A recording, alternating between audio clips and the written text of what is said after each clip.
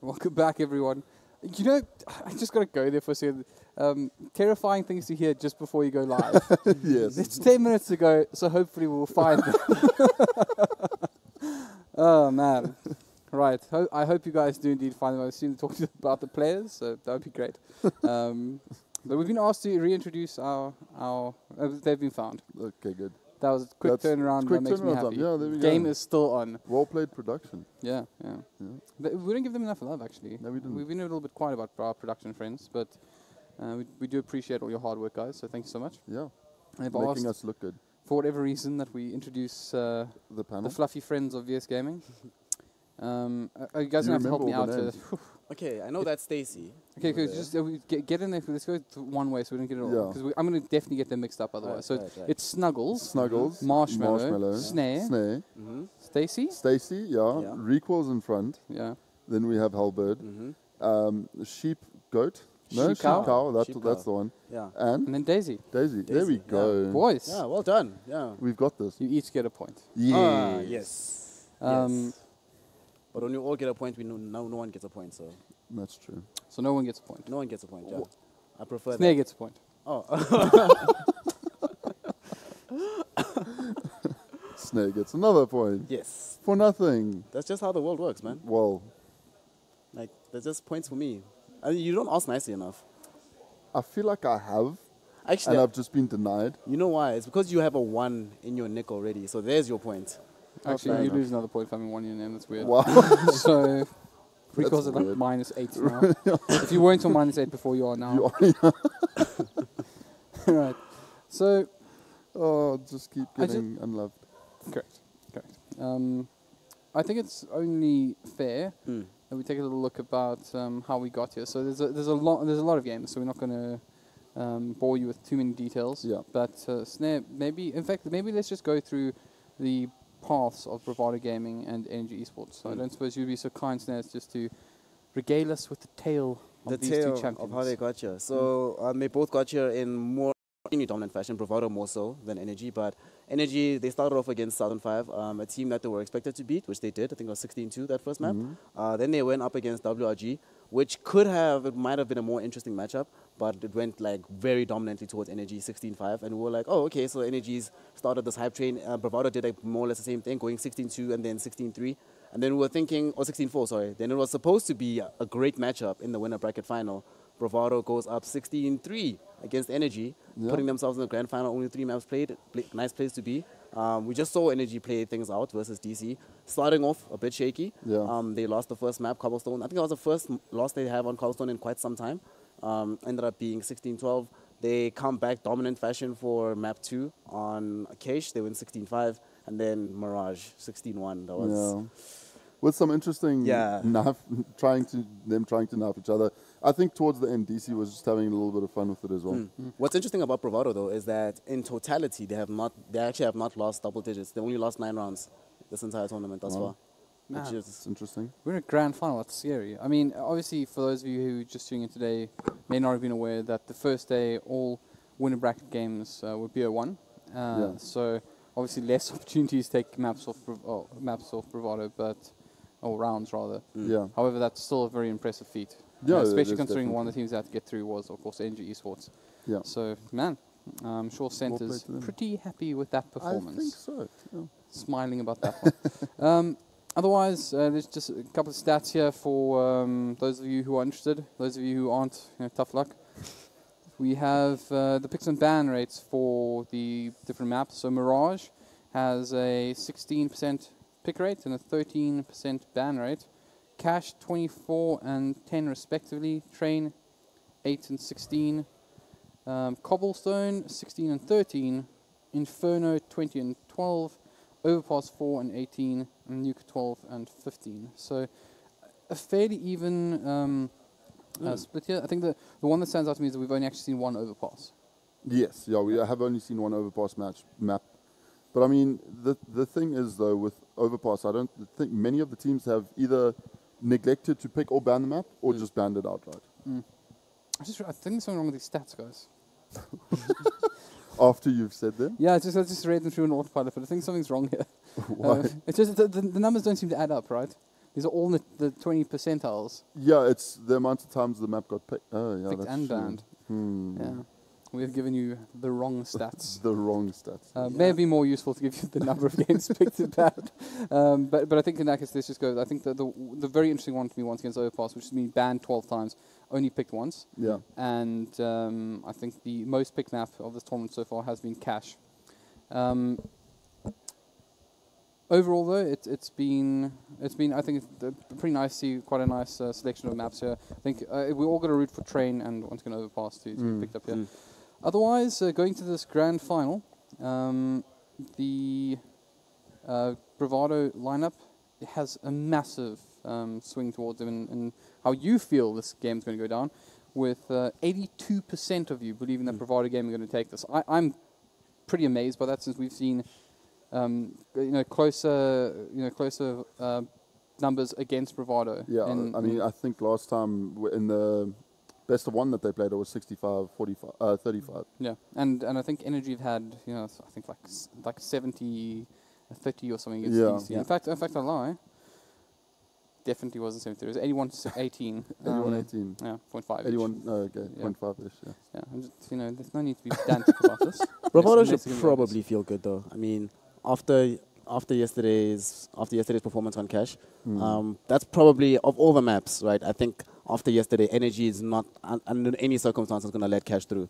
I mean, we know that Bravado is extremely dominant on Train. We know that they can play a very good overpass as well. But Energy is also decent on overpass. But I think just on Cash, you just can't give it away. It's probably Bravado's best map, and it's a map that Energy is good on, but not good enough to justify giving it away. So, which is actually weird, because we saw how they played against DC today on Cash, and they looked extremely dominant as well. Yeah. So that's probably the reason why they felt comfortable letting it through. But I think that says something. The fact that Energy can be that dominant against the third place team on that map, but then get crushed that hard by Bravado on that same map. So probably just best to, no matter how good you feel about it, just how good the enemy is, just ban it out. Well, yeah, I think also what helps that situation is that Energy probably went home last night and said, okay, looked at the VODs and said, what can we do better all this morning, or, and said, well, this is what we need to do. We can play this map. We've done this wrong. We can do this differently. And, yeah, they did quite well today. So, yes, I was waiting for you to know, sir. Are you going to tear up again? You can cry. Again? Yeah. Well, and then I think moving away from the stats, I think once again, a nice opportunity just to chat again about this venue. Yeah. Particularly for those who haven't followed the previous Masters event for the Dota 2, we are in the same venue. This, of course, in Midrand, here at the VS Gaming Studios. And it's beautiful. There's some beautiful booths. You would have seen the inside of them in the some of the player interviews, and of course just staring at the players in the bottom of your screen. Watching our Twitters and seeing pictures and stuff. There you go. And thank you, production friends. So actually, the actual booth is quite nice, and obviously quite a nice environment for the players to play. And there is a live crowd here as well. So obviously there's quite a few people enjoying the experience at the moment. And of course, it's been just actual, the venue's quite nice for that. It's like spectator friendly for a small crowd. So I think in the near future you'll get to enjoy stuff. I'm loving the sort of in and out, right? To make it a party, man. It's a vibe. It's, get it going. That's the kind of music that's been playing this entire time. It has. It has. All NCS is amazing. There is one thing I've really liked about this venue, though. The booths. One thing about booths that's always interesting is seeing the players, seeing their responses, seeing their reactions, even as they come into it, right? And sometimes it's in a weird way you can kind of tell which team is going to win almost just by looking at them for the first 2 rounds, first 5 rounds, let me not say 2, but just looking at how they respond to what's happening around them. And you can be like, okay, these guys are in the mentality for this. They actually can get this going. In this particular matchup, I'll be honest and say that when Bravado looked like they came. The difference is Bravado looked like they came for business. They're like, you know the look of a man who is walking in to sign $1 million contract. They have that look. They can see those checks, and they're just like, guys, just sign up with some bullets. We can make this happen. Can get through this. Energy players look more hyped. They look excited. They look like it's going to be fun. They look like they want to enjoy themselves a little bit more. But again, the one thing we keep talking about, especially in a place like this, seeing that humanity, knowing that if we're watching this online, right, you wouldn't necessarily have access to that kind of insight into what their players are thinking as human beings, as individuals. You just feel like, okay, it's just Energy versus Bravado. But now that we know, we just have a better understanding of them as people, just by seeing how they respond to the game, how they respond to what's happening, and also knowing that we're not the only people that look like we tilt when we lose games at home. Feels good. Feels That good, is man. reassuring. It happens to the best of us, quite literally. Moving on, I think just a little bit to these sides, and I'm just gonna. I think we are in fact heading into the map veto in just a second, but just showing. In fact, well, there you go. Well, Literally yeah, a second. BB bans our train. Wow, BBD And ban there train. goes Energy banning out Yeah, Cash. they know. So this is likely going to be Cobble, I think. Oh, Inferno. BBD Well, picked there we go. Inferno. Energy picked Cobble here, most likely. Very quick veto, though. I mean, Train obviously being BBD, one of BBD's better maps.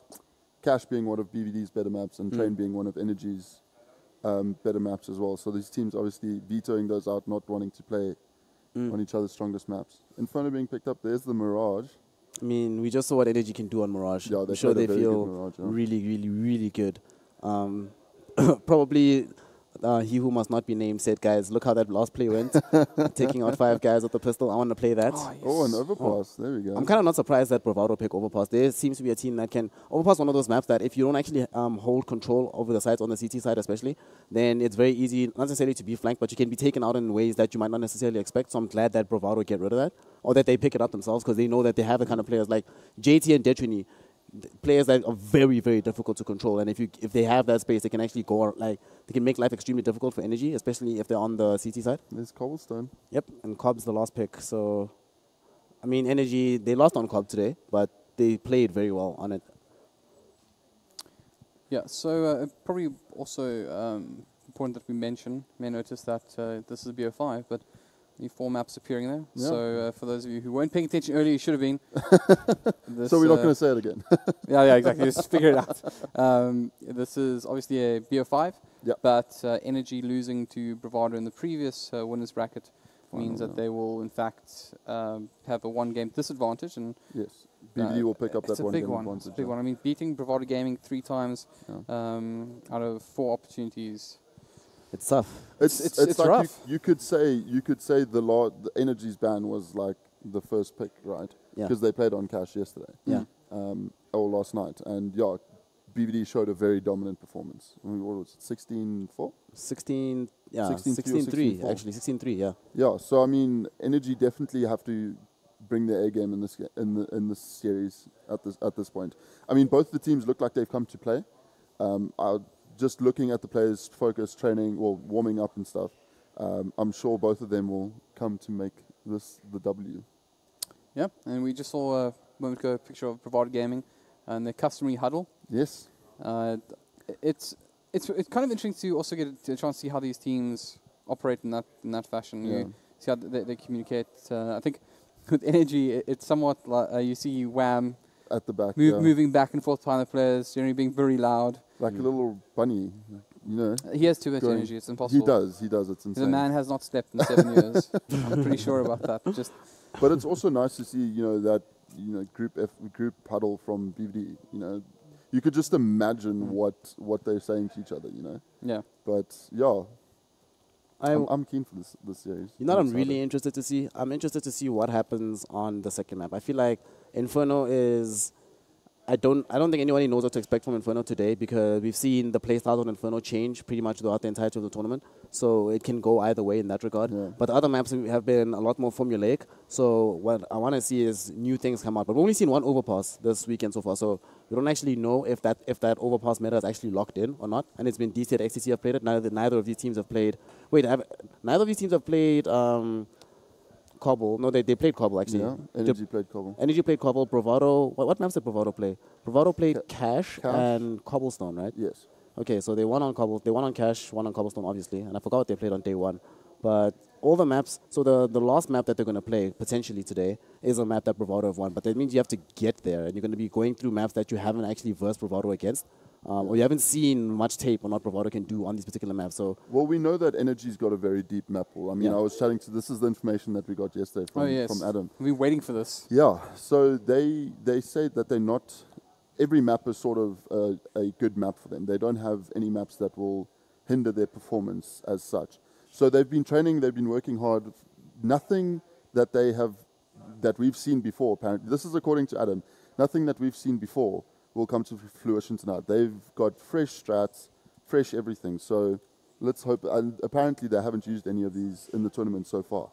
So we should be seeing a fresh energy tonight. Well, if it's the energy that we saw at ESL, was it Wednesday or Thursday, then that's really exciting. Yeah, Wednesday night. I mean let's be fair. If it's the team we saw destroy DC 16-1, yeah, that's really exciting. If it's the team that lost to DC to BVD, and specifically, I was going to say like that team may be a little bit less terrifying. So it, I guess, does depend who's pitched up in the booth now. But based on the past two maps against DC, I think they're looking good. So Bravado may have a real tussle on their hands here. I think so, and also we can't forget that Energy have played a game already, or a full best of 3. So that, and it was a full best of 3. So that also counts as a little bit of a warm up. BVD's coming in.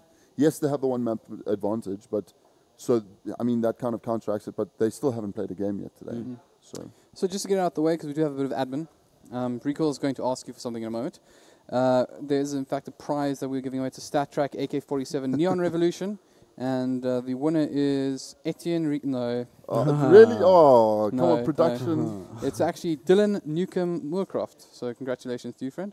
And this is a pretty cool one. So during this series, we will in fact be giving away a Damascus Steel Shadow Dagger. So. I've linked my Steam profile. Whoever wins it, just I'm send a fortune it straight teller. to me. There we go. So obviously don't go anywhere. Check it out. Cast your vote on who you believe is going to win. Somebody just get some energy, a little bit more love. I don't think this is a fair reflection. 82-18. No, I don't think so. Guys are kidding yourself. This is not going to be that straightforward. I think this is either, as we said against DC, it's either going to go one of two ways. Either it's going to be a very close series, or it's going to be a little bit of a runaway for one of the teams. I think once again, I think if you put these guys in a BO5 environment where there was no handicap, I would say that you flick a coin and you just wherever it lands, there's your prediction. Obviously, because Bravado has got that game advantage, though, it's a really big deal because when you say BO5, one game's one up, one team's one up, it doesn't sound that bad. When you look at it practically, as you have 4 opportunities to win 3 games against, I think it would be pretty easy to say the most sort of. Effective team in South in the South African scene at the moment. Kuma is strong. Kuma is strong. No, I mean, we're looking at this game starting 1-0 already, and I think that has to be sitting at the back of Energy's mind. I mean, we've talked about how BPN is influencing the lineup and how he's obviously there making sure that guys staying level-headed as the IGL as well. So it's going to be interesting to see how they handle this BO5 environment. It could also be they might feel like they have nothing to lose. If you're one game down already, right? Then it's already a game down. Like if you don't perform, you've already lost. So you're like, whatever. The only thing you can do is win. If you lose, then it's not like it changes anything for you mentally. I think you've already come into this. You know you're from the loser bracket. You know for a fact that they've already beaten you. You know that if this was a straight single elimination, that you'd already be out. So whenever you get a second chance, second chances always feel much more. It feels like you had less to prove than the first time around. Now you're just doing it to prove. You're proving something to yourself rather than to the enemy. So at this point, you're just like, well, guys, if we can win, it's great for us. Like if they win, I mean, whatever. We'd already lost to them. Nothing changes in that regard. But all that can change is that we beat them. And then you win one map, and then you're like, okay, all that can change. We beat them a second time. You win the second map, and then you can keep that steamboat rolling. I think we haven't seen a 2-1 comeback. We haven't seen a reverse all kill this weekend, have we? No, we have. Like against Energy, when Energy played DC just now, and they lost. And WRG, actually. WRG played XD. Both times it looked like you lose the first map, right? And you're like, all right, we lost that, very close, whatever. But then you win you start, not even that you start a bit slower, then you're like, actually, we've already lost. Yeah. What do you have to lose? There's less pressure on you at this point in time. Now they have to prove they can beat you twice. All you have to prove is that you can do better than what you did last time. And I think it's a lot easier to beat yourself, your previous performance, than it is to beat your enemy's best performance. So if they can carry that mentality, it might work out for them. Yeah, I think the main thing about a best of 5 is definitely momentum. I mean, if we see one of the teams pick up a commanding lead, maybe win a map with say, for example, hypothetically, Bravado beats Energy, say 16-3 or 4. That's going to give them a lot of confidence going into the second map.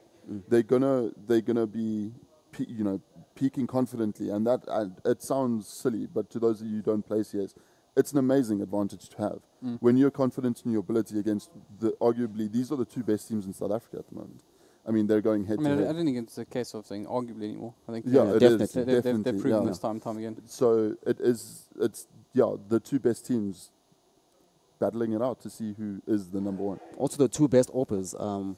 We're going to get to see BPN versus Detrony. It's going to be... Yeah. That's going to be exciting. That is, I mean, it's going to come down to, I think, that passive-aggressive style that we've seen from Energy. I'm wondering now if that's maybe something that is going to change, because we have had information that they haven't been playing the CS that they have been practicing. So I'm excited to see what Energy's changed from today, if they have changed anything playing against DC, and what BVD is actually going to bring in. Yeah. Well, with that, I think it is about time we let the guns do the talking alongside some other folk that will be doing a little bit of talking. Ladies and gentlemen, it is Bravado Gaming versus Energy here at the Grand Finals, and your casters tonight will be Congo, Kyle, and Goals. Take away, lads. What an absolute shocker, Halbert. Absolute shocker. Bravado versus Energy in a Grand Final. I mean, we didn't see it coming. No, we sat the whole definitely weekend not. wondering who's going to be in that Grand Final, but it actually ended up being Bravado and Energy. And I mean, after last night's performance, Energy didn't seem too rattled by that 16-3, 16-4 defeat on Cash. They took a brisk. They went for Bravado's strongest map, and they got punished. But Goals, let's talk a little bit about this. And I think the most important thing is the map picks, which you got, I think, 100% correct. Yeah, look, I mean, judging from recent performances, it's no surprise that BBD just got rid of Train, and obviously after last night they had to get rid of Cash. So, I don't think this 1-0 advantage means that much at the end of the day. If Energy managed to pull a map, suddenly it's even ground, and we've got ourselves a game. So, I expect to see a really, really good game coming out of both sides here today. Well, we're going to see Energy eSports starting over on the CT side, and I guess all eyes on Domster once again as he finished off that final map against DC in probably some of the strongest form we've seen him in a long, long time. And everyone pretty much pitched up in those final two maps for Energy eSports. So, looking forward here, starting on the CT, they went for the safe side as well, just to get that feel. They are one map below, and it looks like it's going to be something towards the B-bomb side here. They've got the two players.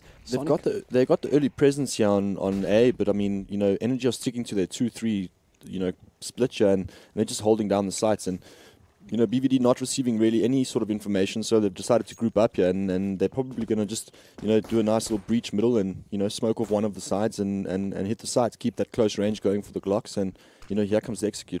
Yeah, we're going to have to keep an eye on Canny as he's sitting right on the edge. But the boiler room somewhat uncontested. They push them back towards Pit. Now the two players, Sonic still coming out from that window. You have to remember that. The man in Pit needs to deal with them, but here they come from the side and they're getting swarmed on there. Canny does go down, and look at this, Skulls. Spreading out nicely amongst pretty much back towards the CT. They're going to catch out Black Poison here, and it's Fady that brings him down. And a pretty flawless round coming out from Bravado Gaming. Yeah, that was a really nice play by them. So what they did was they smoked off the right-hand side of middle, and they all decided to commit to the left. And Energy pulled back, and they were aware that they were getting breached from N2. But what actually happened is JT pushed through the smoke, and he started distracting the players on the A bomb sites. And as he pulled that attention away, you could see that the flankers that were wrapping around onto the sites were able to really catch the Energy players out of position there, and landed up winning the pistol round very, very convincingly. So 1-0 to BVD. Not a single casualty, but we are going to go for a buy up here on Energy eSports. They're going to go for the upgraded pistols, a lot of 5.7s, and of course Cannibalistic sticking with the CZ as we half expect. And we'll see if they can get at those close angles once again. Still, look at both the players on B-bomb side getting nice, close and personal. They are going to get slowly pushed back here, but they haven't been pushed yet. Go for the peak there, have to fall back. Black Poison going to have to protect Dumpster as they fall back into the site. And now a little bit of now at least Bravado know that they've gone for the upgraded pistols, and you actually see them back away a little bit from that banana push. They don't want to give away anything just yet, and obviously giving a gun away that early on can be detrimental for what I'm looking towards is going to probably be an A push once again, as we see them setting up there. They're just leaving the one guy in banana looking for those cheeky pushes, and the rest moving towards A. Lovely pick there by Sonic. Energy trying to play closer towards house and use that close range, but not able to capitalize there. A little bit of bait and switch here from Cannibalistic and Flexi. But this is actually pretty nicely done. Not able to connect, unfortunately. Just get punched away. Now one player left on the site, and Dumpster and both Black Poison. They did pick up a pick on B and managed to sneak up a UMP as well. So Black Poison with that head armor and a smoke. They can pray for something here, but it's going to be really, really big questions for Cannibalistic here. He goes to side by himself, gets the first, unable to answer with the second, gets refragged immediately, and of course Dumpster Tries to avenge his fallen comrade, but he gets brought down as well. Now Black Poison in there, goes for the long-range shot with the UMP, not the best gun for that. JT sorts him out from pit, and 2-0 Bravado. So we're not going to have the eco upset for once.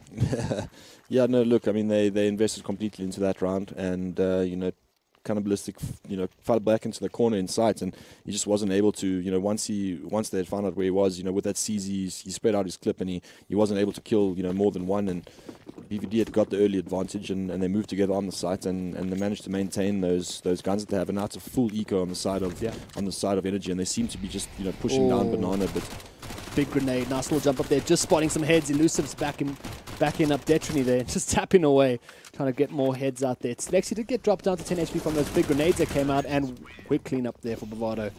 Yeah, you're gonna notice now in this game that there's a lot of battle going down in the Banana area. I mean, Banana control being one of the most important parts of the map in terms of, you know, getting that information for specifically for you as CT and as terrorist. If you wanna do anything in the late round, you need to maintain that mystery on the B bomb site. You can't let them know that, you know, you're gonna be hitting the other site or hitting B. So, you know, you're going to see that being contested quite a bit once the economy's, you know, in the gun rounds, and yeah, I mean, we can see it right now even. Yeah, they're going to start throwing out the mollies, clearing out all the choke points they can, all those little corners where they expect the Energy players to be. But Domster wants to look for an aggressive peek here. Might be dry. Oh no, he does get a flash. Doesn't spot the person closest there to where the old car was. Might have been a kill if he had just peeked a little bit more, but couldn't risk it in case that person was not blind. Smokes again, flying out towards N2. Trying to block off that Energy defense. And something interestingly enough, you say there's a lot of focus on B, but we have seen some teams playing the triple up in the early stages on the B bomb side, but Energy just opting to keep numbers on A. Oh, boost up there. Canny does take down one. Yeah, nice pick there by Cannibalistic. Trying to get cheeky through the smoke there, but you know, getting a little bit punished for it. And as for the three guys on Banana, you know, I think until they get absolutely abused there, I don't think it's necessary to worry about it too much. And I think more towards the eco rounds, you'll see that Energy will definitely invest that other player to get some extra util down there early on. Well, Black Poison and Domster are going to run into a little bit of trouble any second, as the rest of Bravado are pretty much rallying up behind the bomb there. Very low utility for them to defend with. So, you know, they've got no information, and BVD are going to be able to hit the site completely with all four players. Oh, yes, Fady takes down one, but Domster immediately responds with a refrag. And the rest of Energy quite slow to react to this B push. And the bomb will go down, so one player, Cannibalistic, will be there alone, but I think the smart choice here is to wait for the rest of his team to come catch up, go for the retake. Yeah, he's going to wrap around through Church, so this is going to get himself in a good position, but I think a great crossfire setup now. They're not necessarily the triangle of doom, but they have got the 2 points at least secured. One just outside Dark, and this is a good position. You know, you'd expect someone in Dark, but Elusive sitting just in front. They're ducking away from flashes, and the bomb is ticking away. There's no kit right now. Might be one on the side. Elusive flicks really quickly, takes down one. It's going to be a second here for JT. That's a fantastic little cleanup there by Bravado Gaming. Yeah, look, I mean, they had no information towards the mid-round, and, you know, they really couldn't identify exactly where they were going, and because BPN and Dom had been pushed back on that B site and left with little utility, you know, as soon as Bravado landed up executing, they were, you know, they didn't have enough time to get that information over to their teammates. Yeah. And, you know, once BVD had got into the site and had taken up their post-plant positions, you know, they set up in very, very tradable positions. I mean, that one guy hiding behind the wall in Banana, another one on site. As soon as, you know, he takes contact in either of those areas, you know, they're going to be able to trade with each other with, you know, a guy in family that can support both areas as well. So a very scary triangle of doom, as you pointed out. And, you know, they managed to hold down the post-plant. And, you know, you could see that the utility was very low on Energy. They only had one flash for that retake. And, you know, it's just not enough when BVD have really, really worked on their post-plant positions there. And interesting tactical polls as well coming out at 4 rounds. I kind of feel like this is, it was relatively smart. You know, they didn't want to slow down the pace a bit. They do go for the upgraded pistols too, so we'll see if they do maybe look to go on the aggressive. I think right now, you know, Bravado aren't really putting a lot of emphasis on either Banana. I mean, they're setting up with a nice house setup here, keeping the distance close, and they're getting very, very aggressive in that area. But BVD, you know, a little bit wise to that. They're keeping their distance. They're expecting something of an aggressive nature from Energy, and JT there punishes Flexi, and there's no, you know, they're sitting two together, and the teammate, they're not really in a position to trade, so he's going to fall back, and early on Bravado have got the advantage. Nice little flash down to Cannibalistic, full blind for him.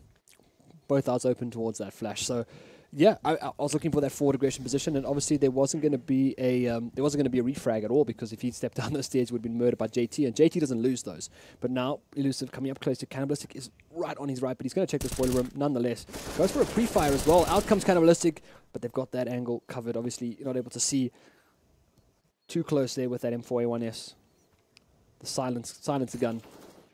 Doesn't give away too much, and I like that. We saw the kills, but Sonic takes down one more. Tuckbook able to salvage an AK-47 here, but they probably won't let him hold on to that. Yeah, there we go. Tuckbook's already been spotted. He's going to get chased down. Actually, no, he wants to go back again.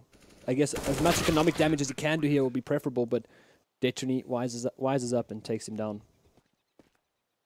Yeah, look, I mean, he was trying to do as much damage there, try to take a few guns there with the AK. I mean, if he had ran away with it, they probably would have hunted him at later stage in the round. So, Dom pretty much setting up to do the same thing here, and Sonic lands up killing Detrony. So you can see the smiles there, and not a little bit lighthearted, not too serious of a mistake. But nothing like a good TK to start the game off. The first map. Yeah, look, I mean, now we're looking at some max round money bonus for the side of Energy. They've lost quite a few in a row here, so they should be able to invest in a complete buy, and you can see the AWP up on Kanye. So let's see if he takes an aggressive peek. I imagine he will. Jeez, two flashbangs already pushes him out, and obviously not expected, just the standard flashes going through. Now look at this push, this aggressive. It's on B, but it doesn't matter. Fady gets flashed in beautifully, and this is brutal. If that starts going off, one down, another one for Fady in a second. There, good pop flash out, spots him. Fady gonna make it 3 on Banana. Not even hard. 12 HP and a dream. Takes down 3 players from Energy Esports, and now the push comes in. Cannibalistic is here with the AWP. He's got big answers to give you. Goes for the no scope. A little bit too flashy when you're 6-0 down, but we're not gonna argue with that. And Fady MVP. Well, it depends how you look at it, but I mean, he managed to secure the frags there. But what was most important was that beautiful pop flash that came in from I believe it was Detrony, and all those CTs being really, really blind, caught out in the middle of nowhere, and Fady just really clinical, on point, has the aim, and he executes all 3. So lovely little set play there by BVD, and they take that again. They take that banana control. Well, I think they're starting to perhaps spot a chink in Energy's armor here on the speed bomb side. Sonic takes down Canny in the mid. Detrony steps out again, takes down Black Poison. Former teammate and now opposite number down. Domster alone on the B bomb side, just with the Deagle and a Dream. Gonna have to back it off just a little bit there. There are 2 Bravado players close and personal with him, so it's gonna take 2 very quick picks there. Detrony just once again on top, takes down Domster, and that's the B bomb side down again. Now goals is possibly the time to look for that triple up, even though he's looking at that flash. Yeah, look, I mean, that sort of situation, what would be ideal? I mean, if they're getting caught by that pop flash quite a bit, you perhaps need to have someone that's just waiting on the corner, or someone playing anti-flash, or perhaps, after a little bit of a delay, just throw some nades down into that banana. But, they haven't really had the util or the economy to kind of abuse or push BVD back in a sense. So, they're getting contested, or they're trying to contest it, but they're not, fully investing into that contest. And, BVD are like I said, their set plays are really, really, really on point, and they're really holding this banana down. Detrony and Fady just getting absolute momentum here. You can see they're feeling it. They're getting aggressive. They're getting disrespectful, and really, really, really punishing Energy on that banana area. Well, we're yet to see a volley of nades flying down banana. Perhaps that might be next on Energy's to-do list. They do save 2 rifles here and body armor for Flexi, so they could get a pretty healthy buyout here, and the game's not over yet. 7-0 down. They could bring this back to 8-7. They would have a pretty favorable T half, but I feel like Bravado are just reaching that point in the game right now where they're just feeling way too confident, as Gol said, a little bit disrespectful too. But look at the economy on Bravado. Yeah, look, I mean, they haven't really had much contest this game, but I mean, it's definitely not over. These are the top 2 CS sides in this tournament, and with the deepest map pools and the most preparation. And, anything's possible. I don't count Energy out at any point. I mean, they can definitely bring it back. So, I mean, they've already pushed them back outside of Banana. So, at least they've improved in that regard. And, yeah, I think Energy, if they can pull this round and a few successive ones after that, they're definitely in a good position. But they need to just break through that bravado of Bravado, if you will. A little bit of gymnastics there in the B-bomb side as well, trying to get Cannibalistic boosted up onto that ledge. You'll probably have to fall back any second because it's still in a pretty vulnerable position, but Black Poison now switched over to the A-bomb site. They're happy to leave Cannibalistic there alone with that deep smoke in the AWP and look for the retake if possible with the 4 players. But it looks like numbers on A right now for Bravado Gaming. They're going for that wrap once again, goals. And it was the flashbangs that were the clear winners of this last engage. And doesn't matter, Sonic with partial flash gets taken down. Domster answers immediately, taking down Fady. Now the push is there. They're going to cut off this one player sitting in CT. And Flexi goes down 2. Now Black Poison on the side. Tries to take a duel with 1, but above him is JT. He just rains down on him. And there goes one more. Cannibalistic left alone with the AWP. And of course the only option here is to save. And frustration goals in the energy cam there. Frustration. I can imagine. I mean, you know, they managed to get all the info. You saw there was 4 energy players on the A-bomb site. You know, Cannibalistic had banana control, and he was, you know, he knew that no one was there. It was the first round that BVD weren't there, and they didn't go B. So, yeah, you know, they had a good idea that, you know, they were in fact hitting the A-bomb site. But unfortunately, you know, again, Bravado throwing that smoke off to cut off N2, but they land up pushing through it and just, you know, getting a pick off. And there was no support flash for the guy that stepped in too. So, you know, he got fragged. Domster had to fall back in a defensive position, and, you know, he couldn't really support from there either. So it lands up leaving Black Poison stuck in ditch, and he's getting challenged from N1. He knows there's 1 apps, and he's, you know, getting pushed on the site as well. So very, very difficult for him to do anything in that sort of situation. So again, a lovely wraparound executes. You know, pulling all the attention in all the right areas. You know, Bravado Gaming doing really, really well there on the wrap. What is Energy's answer right now, goals? What do they do? What should be said in those comms right now to combat whatever Bravado's doing? I mean, it's structured play. It's brilliant play coming out for them. They're winning a lot of the aim duels. They're pretty much playing a lot smarter CS at the moment. So how do Energy wise up to this? Oh, that's an extremely tough one. You know, I mean, there's so many things that can happen in the Counter-Strike game. So I think they should, you know, focus on playing their game and not trying to play Bravado's. Oh. And they're managing to get a dink in middle, and BVD's HP is looking quite low here. JT getting a pick out of the apps and, you know, instantly getting traded from Flexi. Yeah, I haven't really felt the impact of that pit so far. I mean, there's been times when they've gone B, and that's usually with a great set piece clearing out the B-bomb side really quickly. But the times they've gone A, you know, you're looking for that impact player in the pit. You know, so you see players like Hellhound sitting and stuff like that, where they can be trusted to deal with anyone coming out of the apartments. And right now, there is going to be 1 player pushing out. Sonic's going to look for the peak in the apartments, and if he does get the upper hand on Flexi, spots him first, he's going to kill him immediately, even with 5 HP. Doesn't matter. But Domster's coming from the side here. Flexi going to get peeked any moment from Sonic, and he does just that. And this is all of a sudden looking really, really bad for Energy eSports. They were in a position where they could have held it up, but no one was accounting for Sonic on 5 HP. I feel like he gets stronger with the less HP he has, like almost like an enrage. Yeah, I mean, I know Sonic quite well, and there's one philosophy that he believes in, and it's, you know, play like you're 100. So, you know, he doesn't really worry. I mean, look at him; he doesn't really care that he's that low. Yeah, he's taking up a headshot angle there, so that wasn't really testament to that fact. But, you know, takes 100 damage to kill a person in Counter-Strike.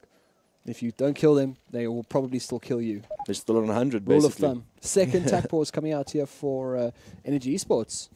Yeah, so I mean, you were speaking about the impactful ditch player, and I mean, one thing I pointed out in the earlier games on Inferno was that, you know, the weakness of that ditch player is people wrapping you from that N2, especially uncontested. I mean, if your guys, if your teammates falling back into the archers, into city spawn area, you know, it really leaves that pit, you know, really exposed. And, you know, if you're playing in the general, if you're playing in the angles to watch N1, you're gonna probably get mollied out, and, you know, you're kind of left where you don't really have anywhere to look because they're breaching together. And you could see in that round specifically, as he tries from ditch to peek the guys into, you know, the teammate wants to help him and has to push through the smoke. But yeah, Bravado are already anticipating that. You know, they know that the opponents that they are playing against are going to be looking for those trades, and they preemptively adapt. And I mean, there's Elusive busy watching, and he punishes the push through the smoke. So really clinical decision making here from Bravado. Well, Energy throwing out another tack pause here, just trying to figure out what the hell they can do in this game right now to pull it back in. And 9-0 already is looking pretty dire on, I think it was their map pick as well. Yeah, it was. They did pick Inferno. It was their map pick, if I'm not mistaken. And interestingly enough, you know, you'd think they came prepared, but I think they came prepared for the map, but not for Bravado to be playing like this right now. I mean, we've seen some seriously structured CS:GO. We haven't seen 1 death on Sonic so far, despite being on 5 HP for the majority of the previous round. And I mean, no one really on Energy Well, Esports he has yet one. to. He has yet one. to- No assists. Oh, no Yeah. assist. Baitnik. Yeah. Baiting nicely. Bait, Sonic the bait. The baiter, sorry. And, well, like I said, no one in Energy Esports pitching up just yet. We're looking for those crucial trades, and this could be the one once again here. They are sitting quite close to Banana, but nice little flash in, but there's a little bit of a minor team flash there. Black Poison a little bit eager to get onto that flash, but of course if you want to get the full timing, you have to risk it. They step in, Fady takes down one, Fady will probably take down two, and he does just that, and there it is, B-bomb site wide open for Bravado Gaming, and again, this impact on A, I mean the numbers they're putting on A, the boosts and whatnot, it's just not working out.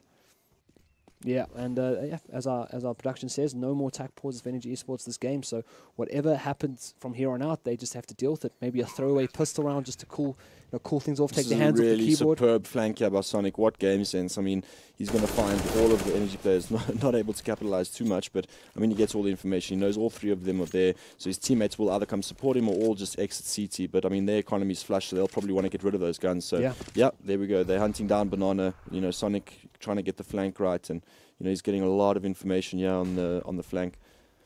But going back to where the weakness was exposed at the beginning of the round there, Bravado, I've got such a solid hold in that Banana. So the guy that's chilling a bit deeper in Banana, he lands up, you know, keeping such a fine angle. And as soon as that pop flash lands, he's not really getting affected by it that much, and he can hide behind cover. And Fady's hiding behind that box. So the only way that he can get killed is for Black Poison or Domster to completely overpeak that angle. And if he does so, by then, you know, Tetrini can instantly trade him. And you know, there's at absolute worst, it's a 1-for-1 trade, which favors the T side. So yeah, they could just rush in after that. They've really got a nice setup going there, and unfortunately what it's going to require is just more than one single pop flash. You're going to need, you know, to cut him off with a molly or a smoke or just compound some flashes. But you know, they've set up for the pop flash info peak, which they expect, and they really are punishing Energy Esports for it.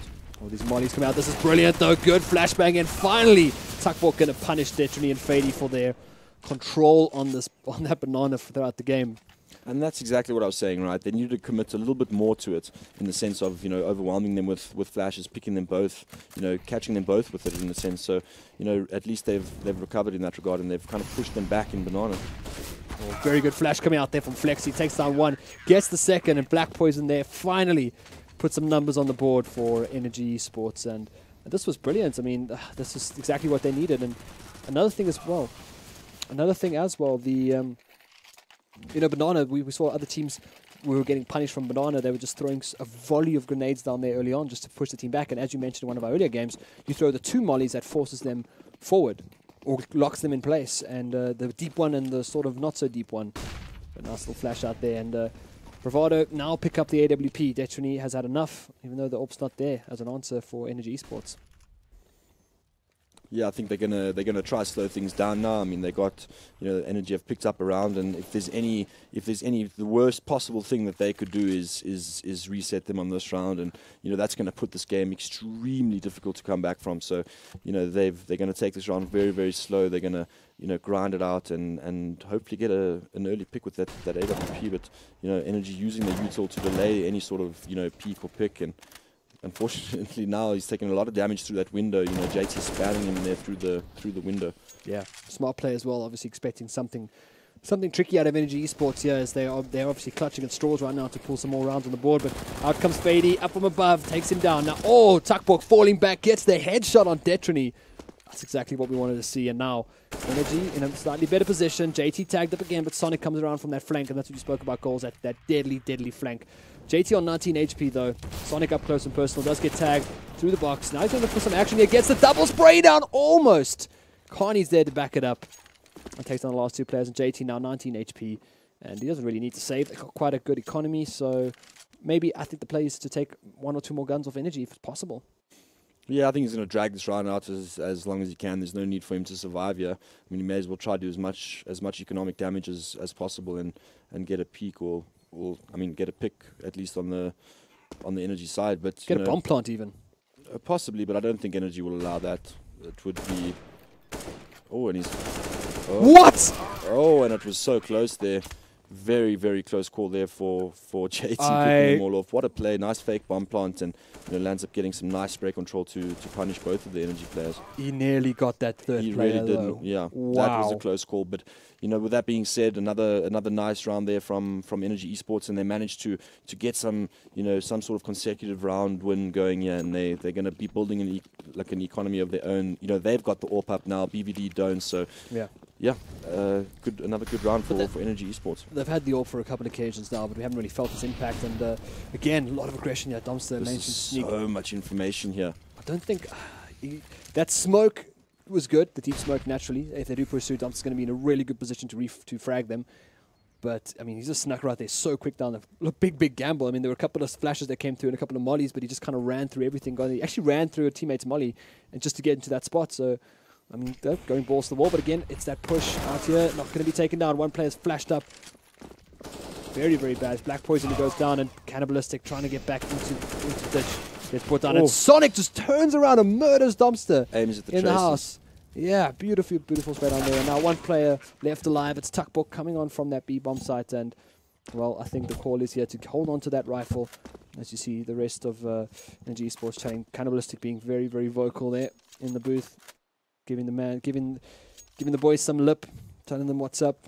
Let's get this back together, get it back online. You can see he seems quite displeased. And let's talk about that shot from Sonic. What awareness! That was a really, really sick flick. In terms of reacting to his friend getting sprayed through the. He just turns around, shoots at the traces, and makes it look easy.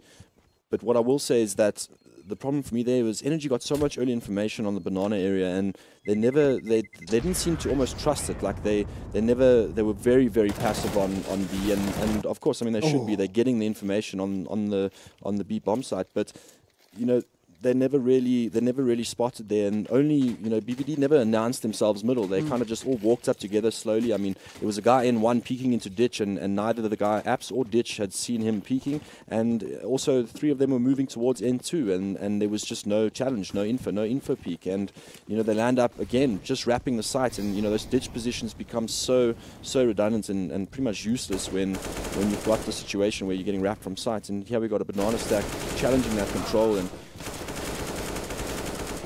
Fady and Detrony again just showing absolute class in this banana area, but I still am fond of the fact that Energy are committing to something and they're doing it together on these eco rounds. So, but yeah, unfortunately, BVD really solid in how they're holding these aggressive pushes from Energy Esports.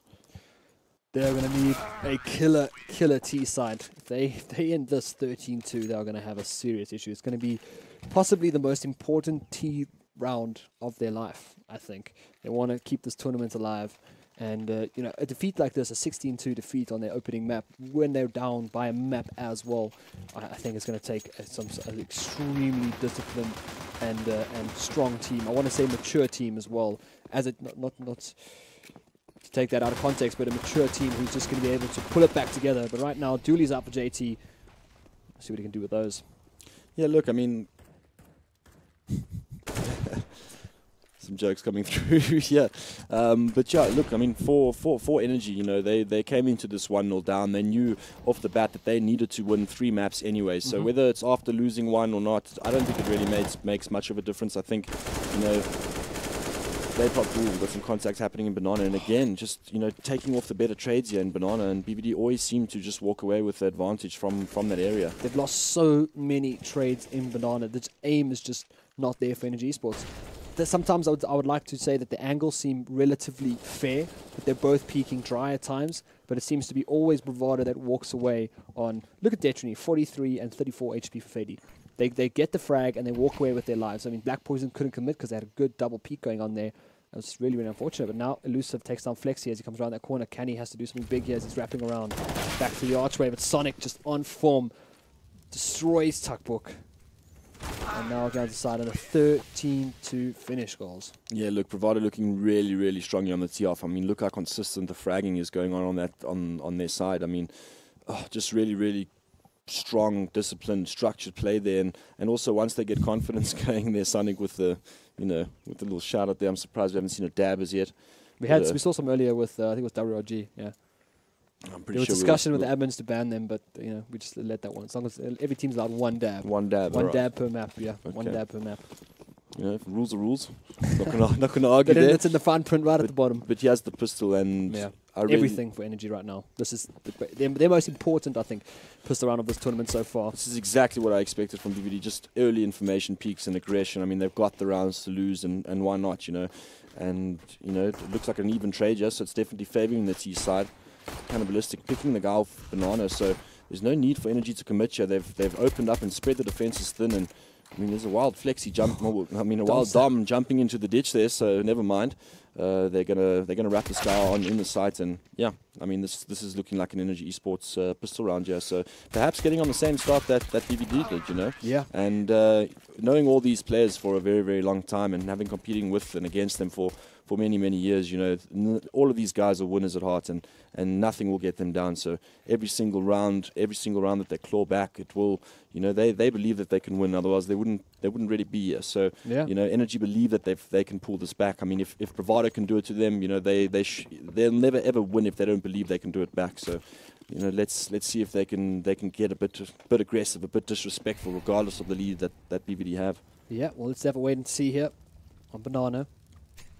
A bit of aggression from Energy Esports is a deagle in the hand of Fady, and we've seen what he's done with this, the hand cannon. Or tags one, has to fall back now, smart move there. See, once again, goes for it. And he picks up one. Black Poison a second, that's open up Banana, but there's a little bit of a cheeky stack going on here. Look at this, Detry, both boosted up high ground here, falls back immediately after getting the frag. Discipline from Sonic. Hasn't given away his partner right now, he's still boosted up over the smoke. But I think Energy somewhat wise up to this. They're going to back off a little bit back into Banana, with that bomb making its way towards the A. I wouldn't be surprised to see BVD actually just pull back and move towards that A site now, because you know it's quiet and down in Banana, and they managed to get the frag, scaring them away. So yeah. I mean, here comes the rotation, but you know, a majority of the energy players moving towards that A site, and at the moment it's pretty clear. There we go. Dom clears out Sonic, which is the rotation, and you know, just Detry left over here, and he'll probably try and hang on to this UMP, if anything. Just try to get as many frags as he can to build some sort of bank.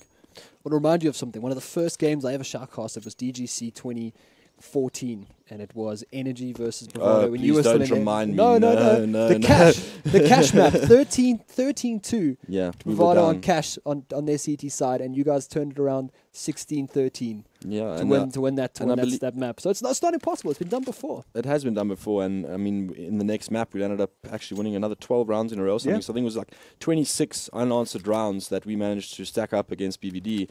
And that's then what enough to happened? defeat the team as well. That's enough to, if you Yeah. come back from this, I mean, sitting in that booth right now and being 13-3 up and inevitably, but eventually possibly losing the game, that's a hit straight to the heart right there. But sorry, you were saying. Yeah, no, well, I mean, you know, it takes a really, really strong team to be able to come back from that. And I mean, BVD back then even showed their resolve. I mean, after going 26 unanswered rounds across 2 maps, you know, they ended up winning the tournament. Yeah. So, I mean, anything can happen, and this is Counter-Strike. This is why we love it. And you know, Energy grinding out here. They've put some rounds on the board, and you know, this is going to be a full eco, so they should be able to get this in the bag. But the next gun round is going to be very, very important, and I can't wait to see what their plan is. It's going to be everything for Energy Esports once again. If you thought that pistol round was important, I think the gun round's going to be a little bit more nice. Little pop flash in. They're trying to see if they can keep up the same aggression, but again, they're going to go for this boost until it works or doesn't work, and then might possibly give it up once again. But JT, pistols cannibalistic in apartments should not be allowed. But Detry trying to get the spray, does get answered immediately. There's still no one. Oh, there's one player left on the B coming around through the church. It is a Sunday. So let's see what Elusive can do. Killing's not the best thing to be doing then, I guess. No. In that regard. Just wait for the information. Spots out a player down there quite deep down into Banana, and now two Bravado players stepping forward. Yeah, Black Poison has to hold his spray down, and he does do it. Takes them both down.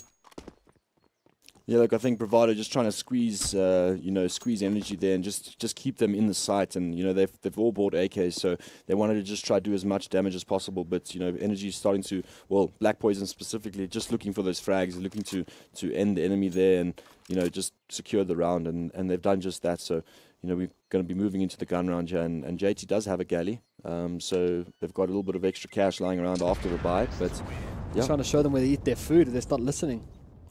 Show them. There we go. Just trying to show them where the feed is. But Some entertainment coming through there from JT. yeah. Well, I mean, NG Esports now, as you said, really, really big round coming up here. They need to start cementing this comeback, and they can put Bravado onto an eco. You let them build up their own version of a last bonus, and it's going to take some superior aim at this point here because we haven't really seen a set play from Energy Esports just yet. Reaching onto the sites, they've kind of just relied on some brute force aim duels that they've been winning against Bravado for the first few rounds, but now it's going to come down to a lot more. As Bravado will play, I would guess, slightly more reserved CSGO at the moment. You don't see any sort of aggression into the house, and they're just willing to sit back, hold down middle, of course, play from the balcony and pit. Yeah, I mean, I like what they've done here. They're quite low on utility. They don't have any sort of utility to challenge Energy Esports in that banana area. Perhaps something that Energy never considered early in their CT half. And they're playing aggressively on middle. I mean, they try to get some sort of information as to where the Energy players are, and Cannibalistic being nice, patient, and disciplined there to get the pick on. I believe it was Sonic.